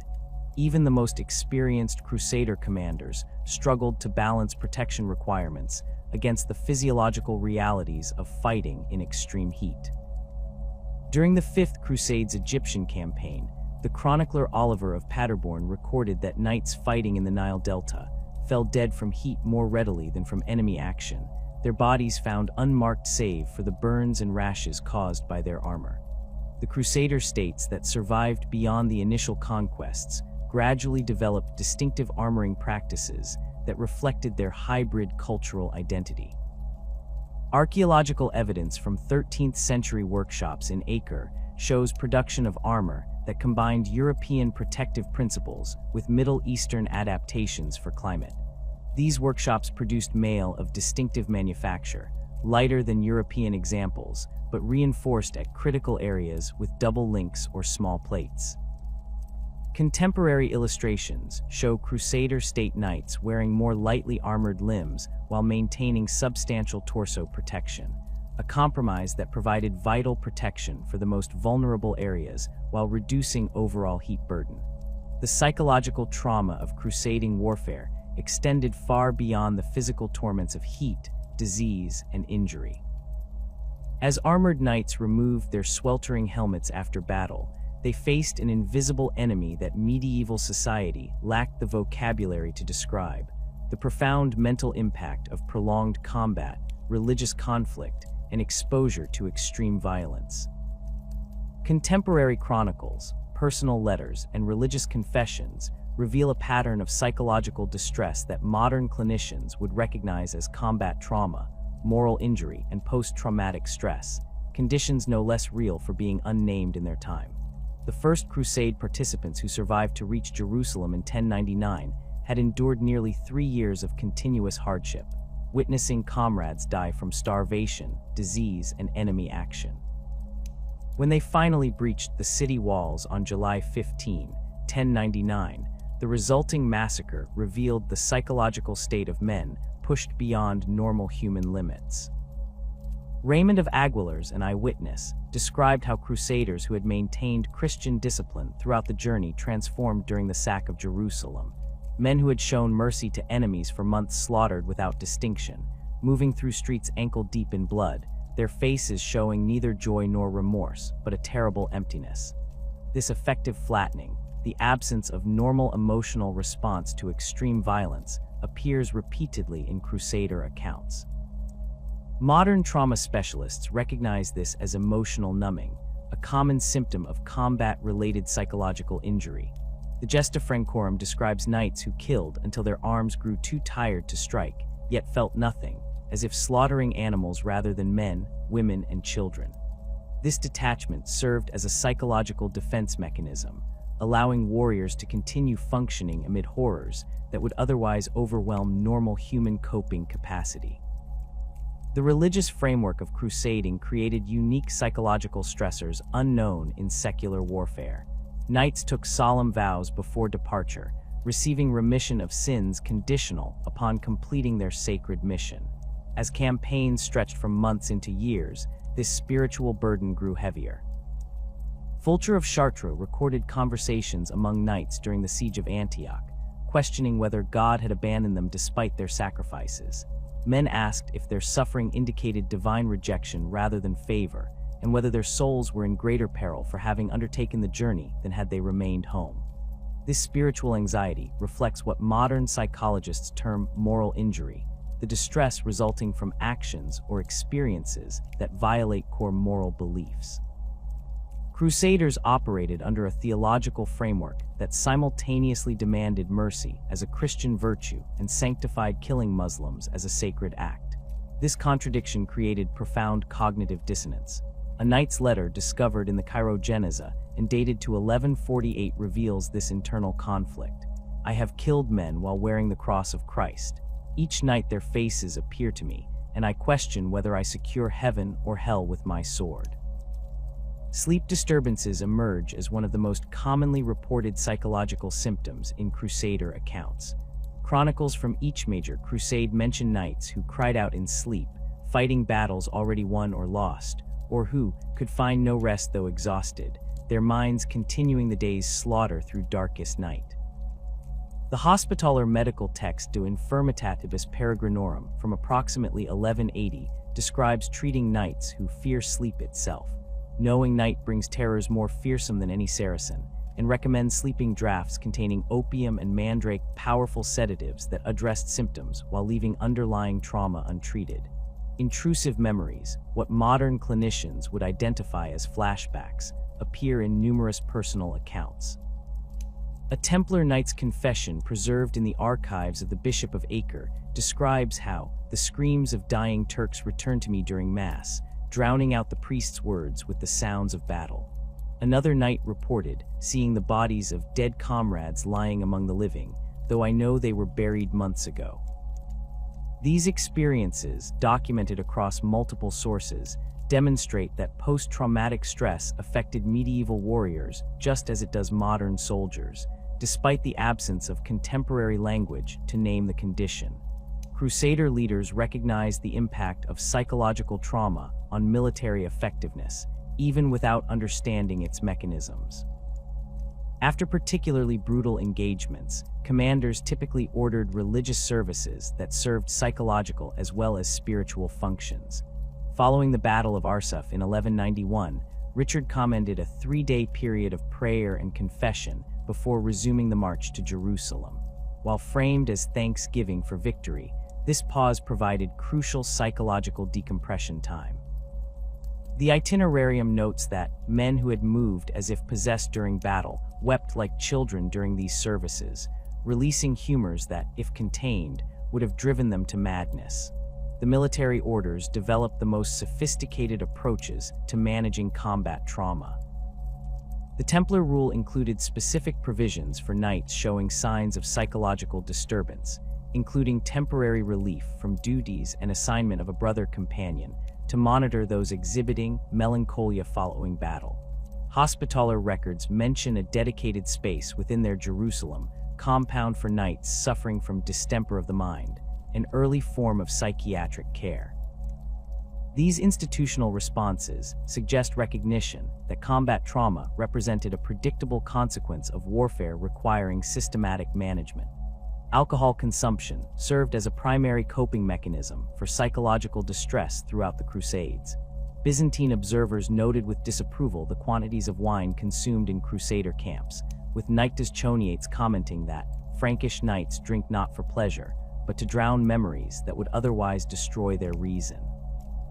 Archaeological excavations at Crusader castle sites reveal wine consumption far exceeding European norms, with some fortifications showing evidence of daily rations exceeding 2 liters per night, quantities clearly intended for psychological rather than nutritional purposes.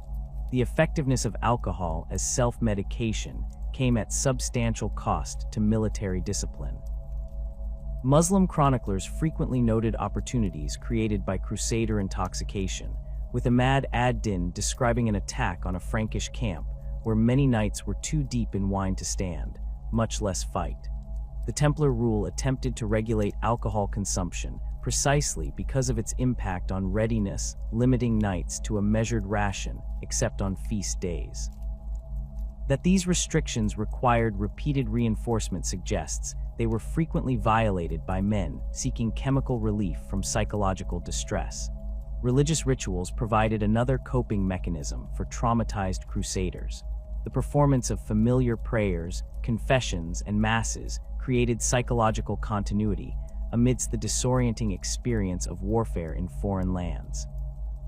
After particularly disturbing combat experiences, knights sought absolution through elaborate penitential practices.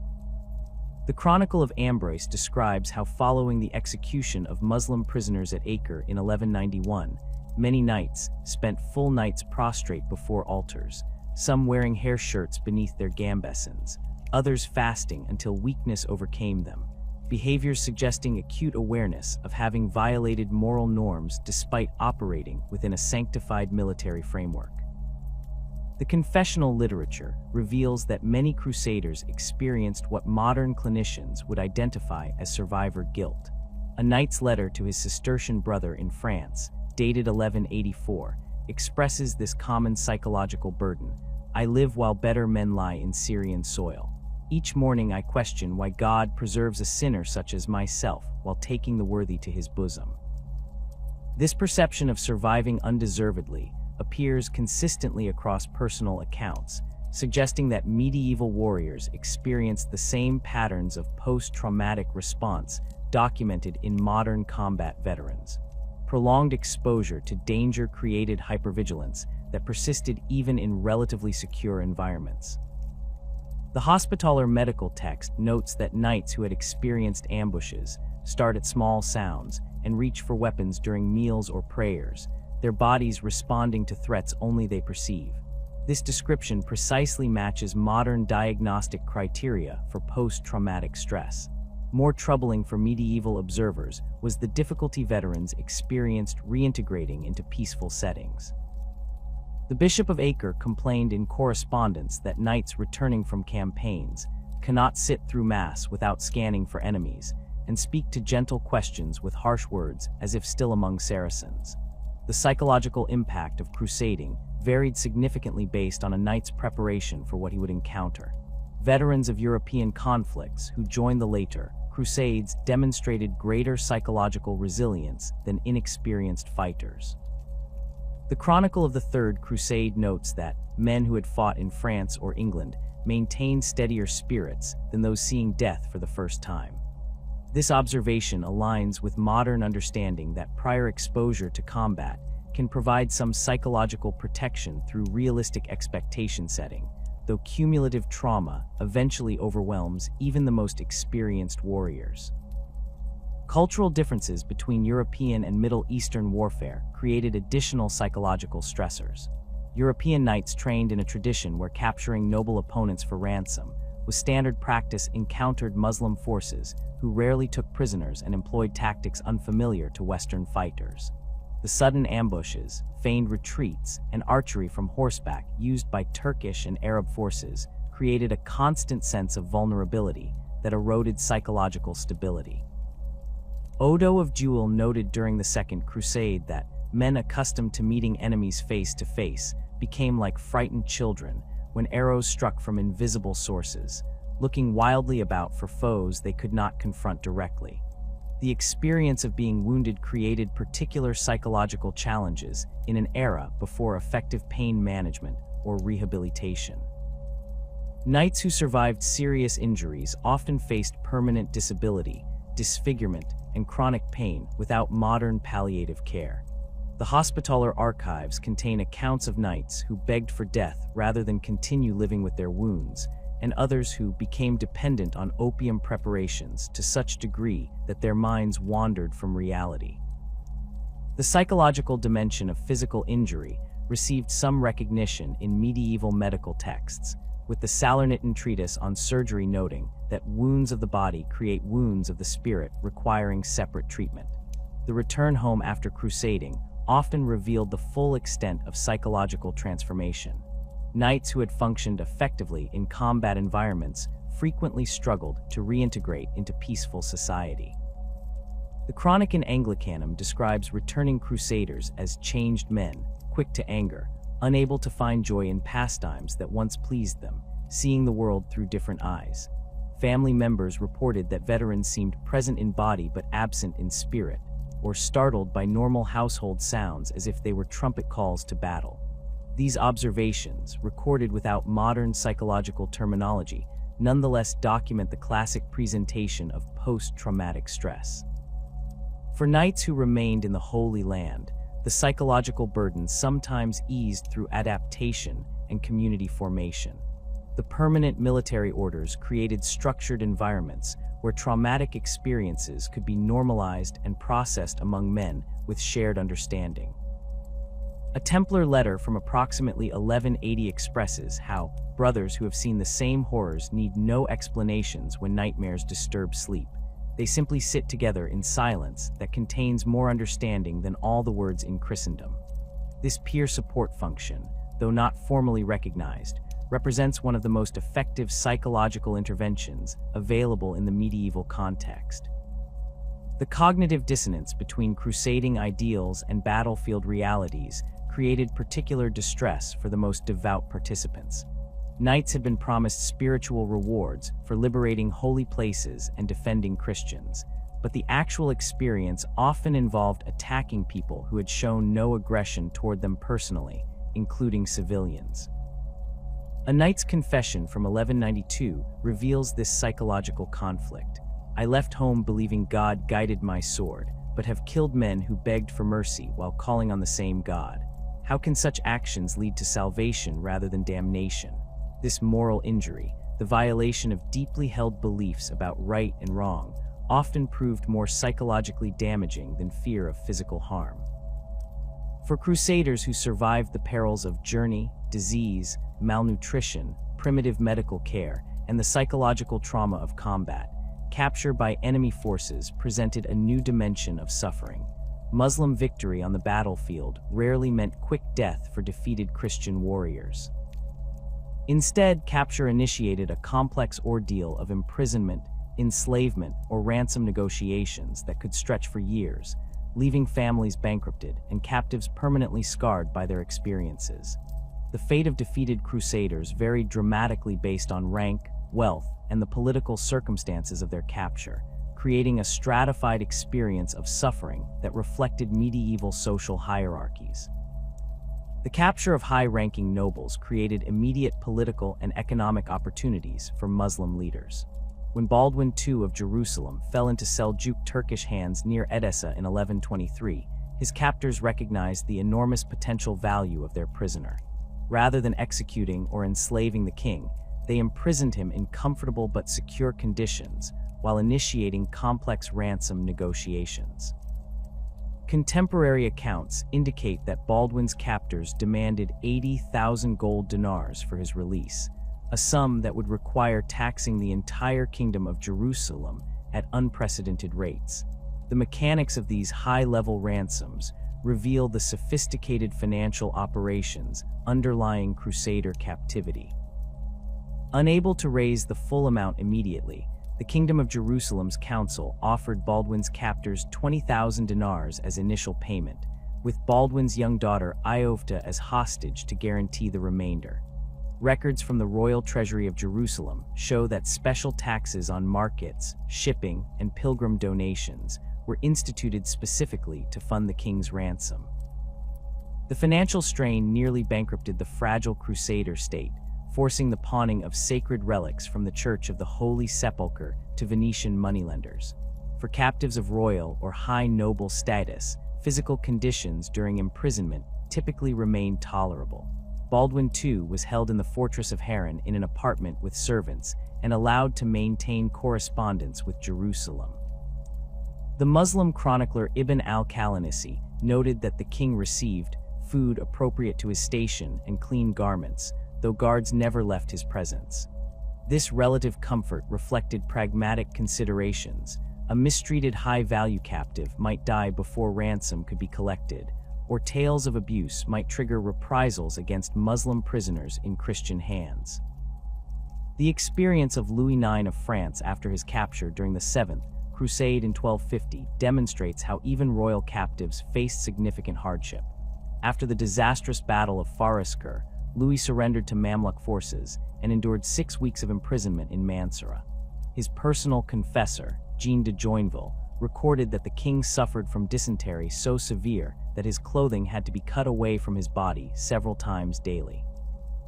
Though provided with a physician, Louis received minimal treatment until ransom negotiations progressed favorably. The king later described being kept in a room so small he could touch both walls with outstretched arms, with only a small window providing ventilation in the Egyptian heat. The ransom for Louis reached unprecedented levels, 800,000 gold bezants, equivalent to approximately 4 years of the entire French royal income. Unable to transport such sums to Egypt, Louis's representatives arranged complex financial transfers through Italian banking houses and the Knights Templar, who functioned as medieval financial intermediaries. The economic impact reverberated throughout France, requiring special taxes that triggered protests in Paris and other cities. Louis himself noted in later writings that the weight of my chains fell upon every French subject through the taxes required for my freedom. For knights and lesser nobles without royal resources, captivity often stretched for years, while families struggled to raise ransoms beyond their immediate means.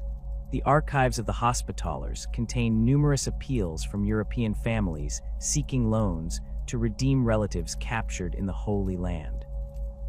A typical case from 1187 describes a Norman knight's wife selling her dowry lands and borrowing from 3 different monasteries to raise 400 silver marks for her husband's ransom, a sum approximately 10 times the annual income of a prosperous manor.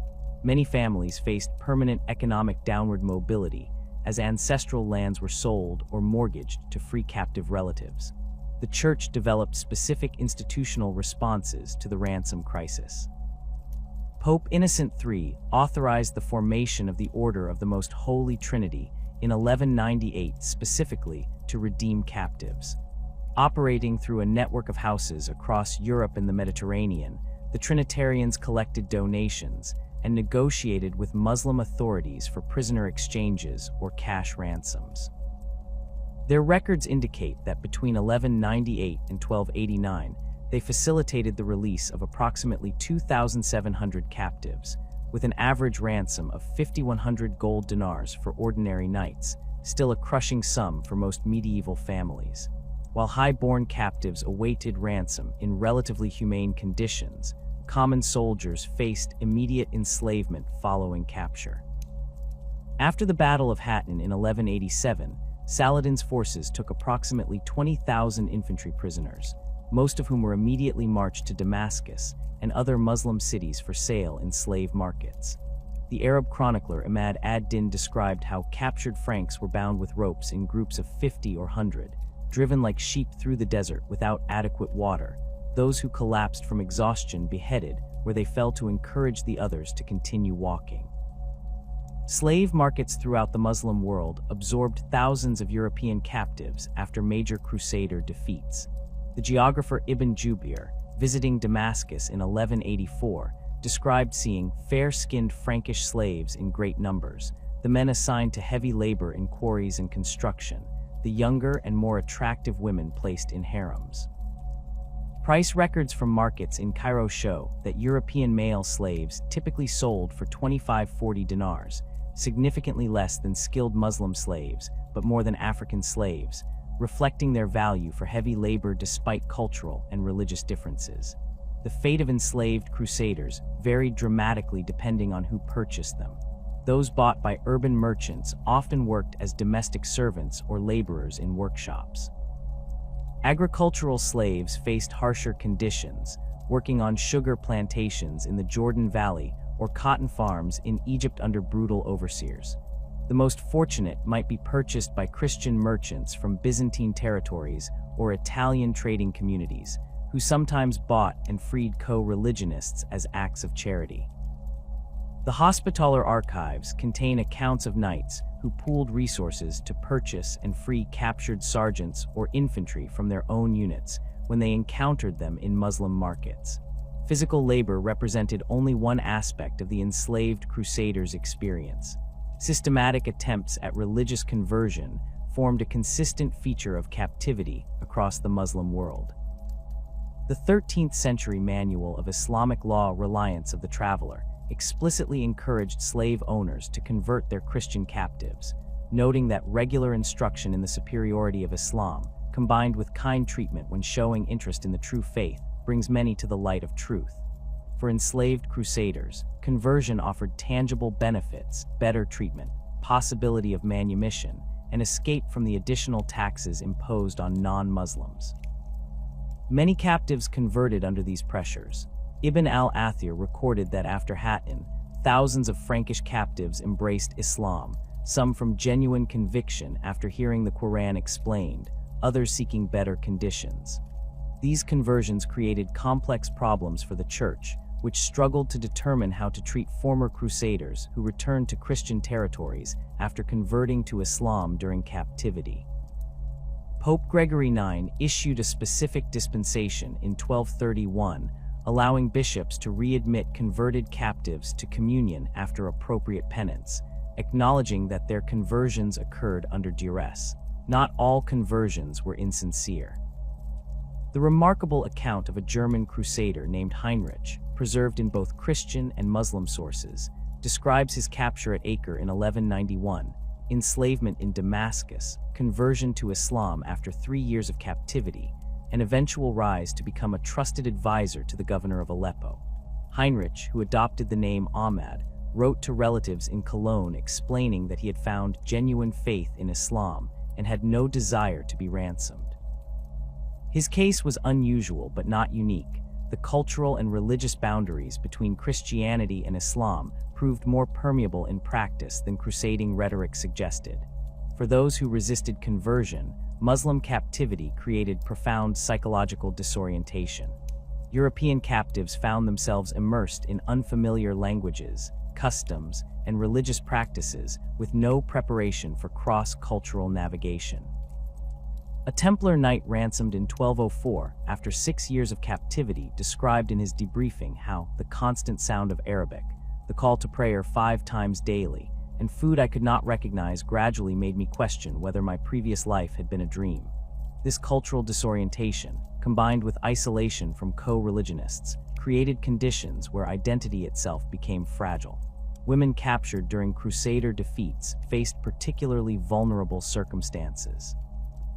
After the fall of Jerusalem in 1187, Saladin ransomed most male defenders, but ordered the enslavement of approximately 7,000 women and children who could not pay.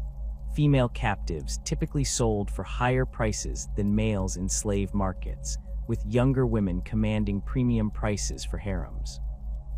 The Muslim jurist al-Karawani's manual explicitly permitted sexual relations between male owners and female slaves, creating a sanctioned system of sexual exploitation. Christian chroniclers emphasized these aspects of female captivity, with William of Tyre lamenting that noble women who had never known hardship were forced to serve the lusts of infidel masters. The reality proved more complex than these polemical accounts suggest. While sexual exploitation certainly occurred, many female captives worked as domestic servants in households where their European skills in textile production, cooking, or childcare were valued.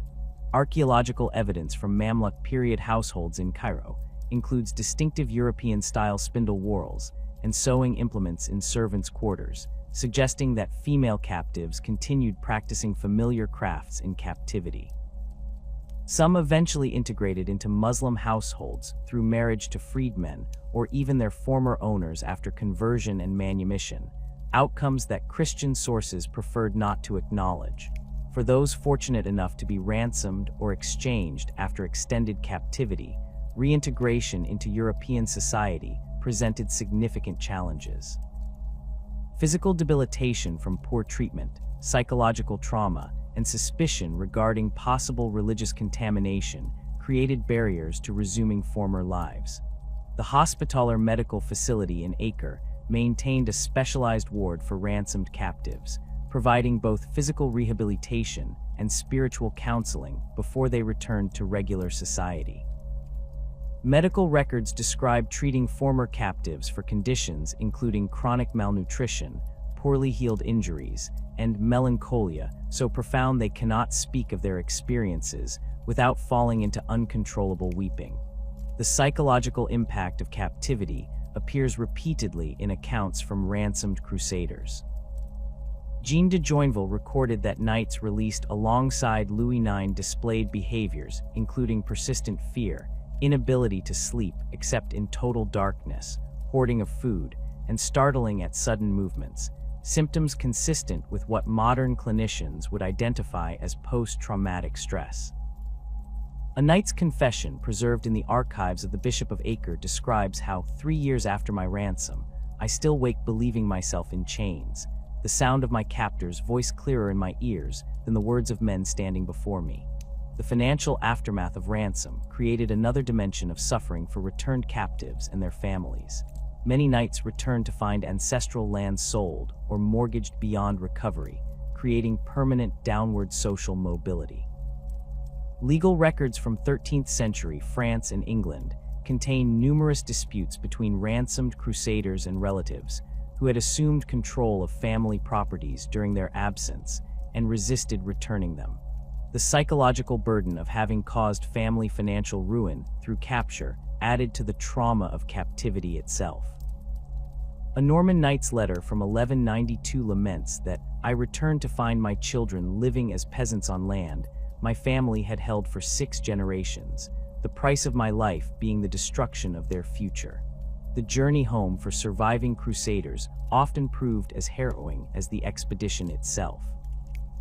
Men who had departed as proud warriors, blessed by priests and celebrated by their communities, frequently returned as shadows of their former selves, physically broken, psychologically scarred, and often financially ruined. The reintegration of these veterans into European society created social challenges that medieval communities were ill-equipped to address, revealing the full human cost of the crusading movement beyond the battlefield casualties. Physical disability marked many returning crusaders in immediately visible ways. Medical records from European monasteries that treated veterans document a staggering array of permanent injuries. The Abbey of St. Albans in England maintained a register of crusader patients between 1190–1220, describing men with missing limbs, partial blindness, chronic wounds that refused to heal, and internal injuries that caused ongoing pain and disability. One entry from 1198 describes a knight returned from the Third Crusade, with his right arm withered to half its proper size from a poorly set break, unable to wield sword or hold shield, thus rendered incapable of maintaining his station in life. Prosthetic technology of the medieval period offered minimal functional replacement for lost limbs. Wooden peg legs, iron hooks, and carved wooden hands provided basic cosmetic coverage but little practical utility. A German chronicle from 1197 describes a returned crusader knight who required a servant to attach his wooden hand each morning, the carved fingers permanently fixed in position to hold reins, though useless for any other purpose. These devices, expensive and crude by modern standards, marked veterans as permanently altered by their experience and often unable to resume previous occupations. Facial disfigurement created particular challenges for reintegration. In an era before reconstructive surgery, wounds to the face left permanent, highly visible reminders of violence. The Chronicle of Lanercost describes a Scottish knight returned from the Fifth Crusade, with half his face carried away by a Saracen blade, the empty socket where his eye had been causing such horror among children that he took to wearing a cloth mask in public. These visible injuries often led to social isolation, with disfigured veterans retreating from public life rather than enduring the reactions their appearances provoked. Internal injuries, though less immediately visible, often proved more debilitating over time.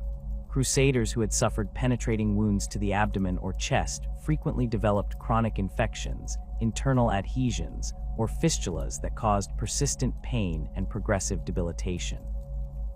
Medical texts from the period describe treating veterans for corruptions within the body cavity that periodically break forth with putrid discharge, and obstructions of the bowel from old wounds that cause recurring blockages. Without effective surgical intervention, these conditions typically worsened over time, leading to premature death years after the original injury.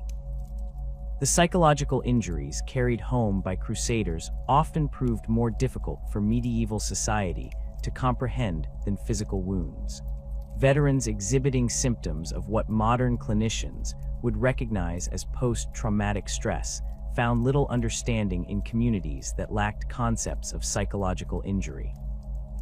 The Benedictine monk Matthew Paris described returned crusaders who start at sudden sounds, cry out during sleep, and sometimes fall to the ground at the sound of church bells, believing they hear the war cries of Saracens.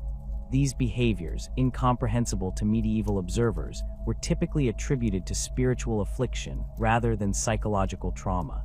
Sleep disturbances appear consistently in accounts of returned crusaders. The medical compendium from the Abbey of St. Denis contains numerous recipes for sleeping draughts specifically developed for veterans who find no rest at night, their minds returning to battles long finished. These preparations, containing ingredients like valerian root, opium, and mandrake, offered temporary relief but created patterns of dependency that further complicated reintegration. Monastery records document veterans who cannot sleep without their potions, yet become like drunkards when taking them, useful for neither work nor prayer. Alcohol abuse emerged as a common but destructive coping mechanism among returned crusaders. Parish records from 13th century France contain numerous references to veterans who seek constant comfort in wine, drinking until insensible, then speaking of horrors witnessed in the Holy Land. This self-medication created additional barriers to reintegration, as families and communities struggled to manage veterans whose drinking led to erratic behavior, violence, or inability to maintain livelihoods. Some religious houses established special facilities for these cases. The Augustinian Priory at Clerkenwell maintained a separate building for crusaders overcome by strong drink who require isolation until their humors rebalance. The financial consequences of crusading created another dimension of suffering for returning veterans. Many had liquidated assets, mortgaged properties, or borrowed heavily to finance their expeditions, expecting that glory and plunder would restore their fortunes. The reality of crusading economics rarely matched these expectations. A study of 214 knights from Champagne who participated in the Fourth Crusade shows that approximately 60% returned with less wealth than they departed with, despite the controversial sack of Constantinople that generated significant plunder for some participants. For those who had been ransomed from captivity, financial ruin often accompanied their return. The average ransom for a simple knight by the late 12th century reached approximately 100 silver marks, roughly equivalent to the annual income from a substantial manor. Court records from England between 1190–1220 contain numerous cases of returned crusaders contesting the sales of ancestral lands by relatives who had raised funds for ransoms.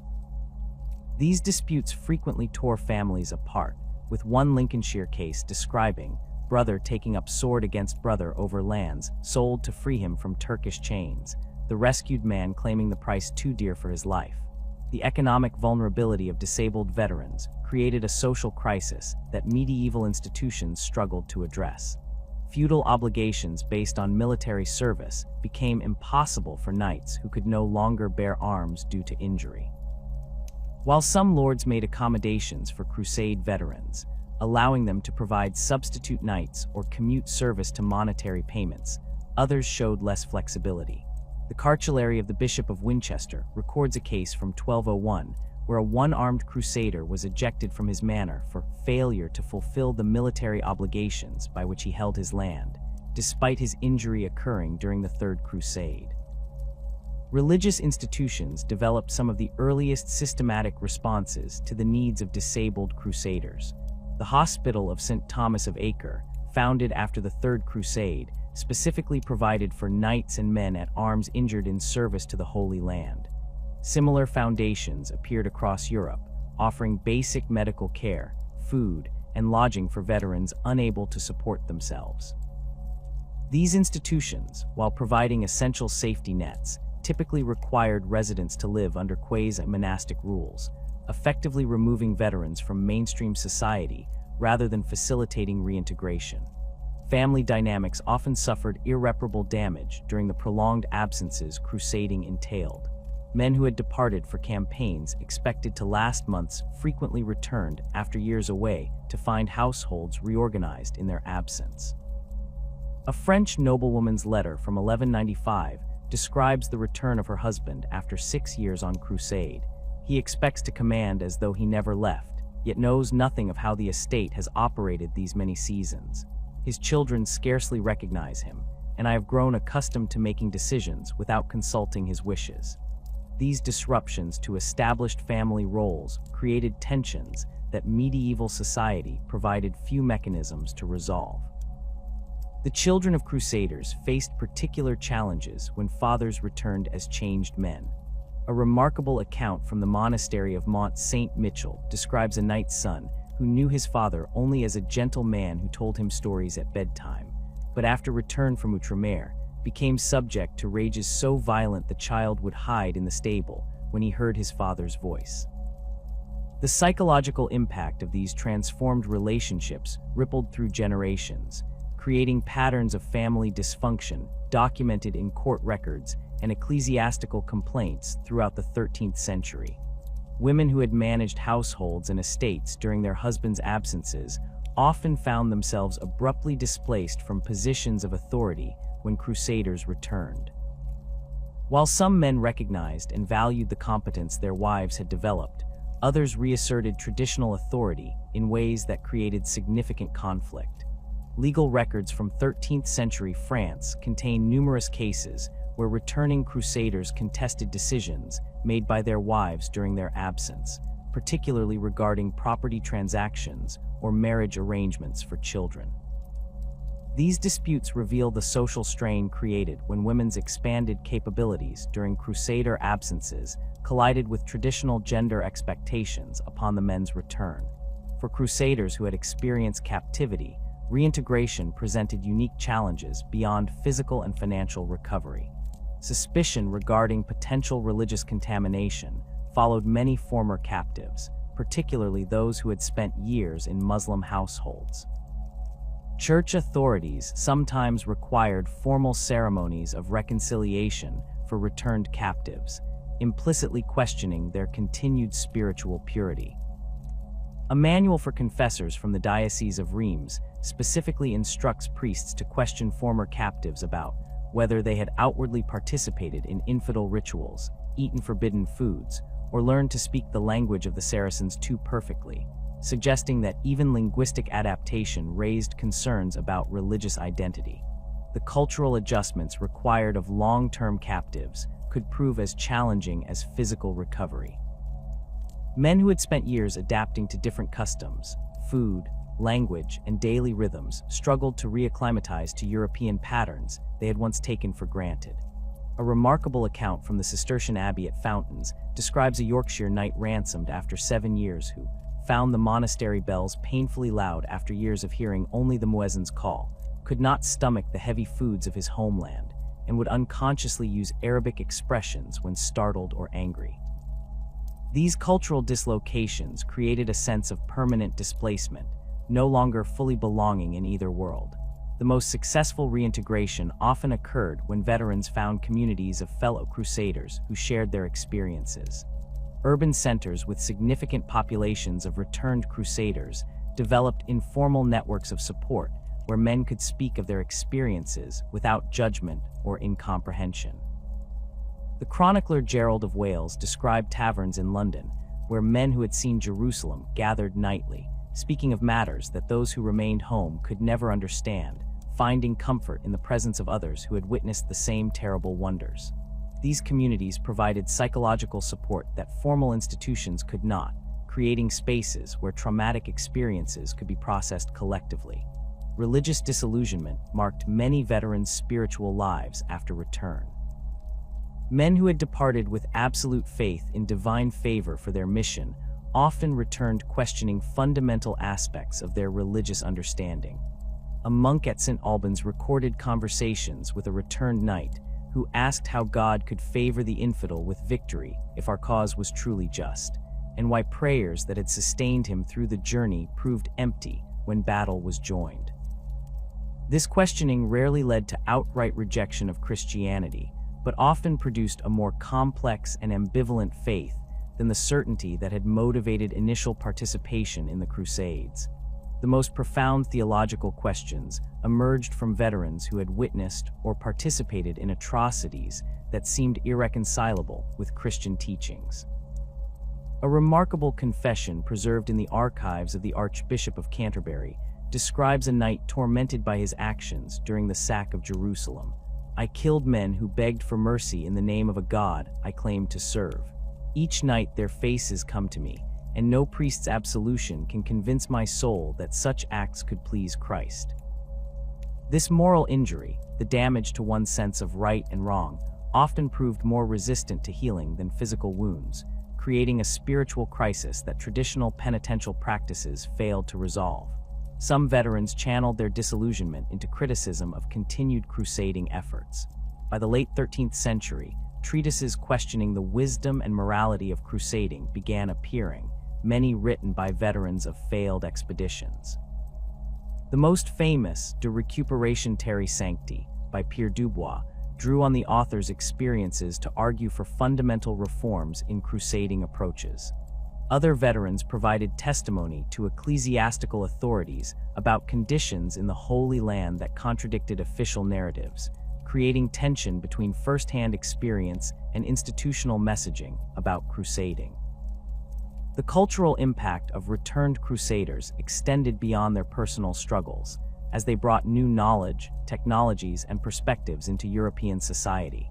Architectural innovations appeared in the castles and churches built by Crusade veterans, incorporating defensive features observed in Muslim fortifications.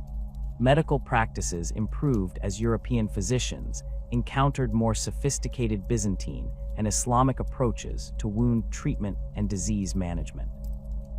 Even culinary traditions shifted as veterans developed tastes for Middle Eastern spices, preparation methods, and ingredients previously unknown in Europe. These cultural transfers represented perhaps the most positive legacy of the suffering endured by crusaders. The painful experiences of men who fought, were wounded, captured, and traumatized in distant lands ultimately contributed to a gradual broadening of European horizons. The knight who returned unable to wield a sword might instead supervise the construction of a more effective castle based on principles observed in Syria. The veteran whose nightmares prevented normal sleep might document medical techniques learned during captivity in Damascus, improving treatment for future generations. As the crusading era drew to a close in the late 13th century, European society had developed more sophisticated approaches to veteran care, partly in response to the visible suffering of returned crusaders. Specialized hospitals, pension systems for disabled warriors, and legal protections for veterans' property rights evolved from the ad hoc responses to early crusader returns. These institutional developments, while inadequate by modern standards, represented important steps toward recognizing society's obligations to those broken in its service. The story of crusader suffering thus concludes with a complex legacy, one of immense human cost measured in broken bodies, minds, and families, but also of institutional and cultural adaptations that gradually improved European capacity to address the aftermath of warfare. The knights who returned home broken from Jerusalem, Acre, or Damietta left an indelible mark on medieval society, their visible suffering forcing communities to confront the full human consequences of holy war and develop more humane responses to those who bore its heaviest burdens.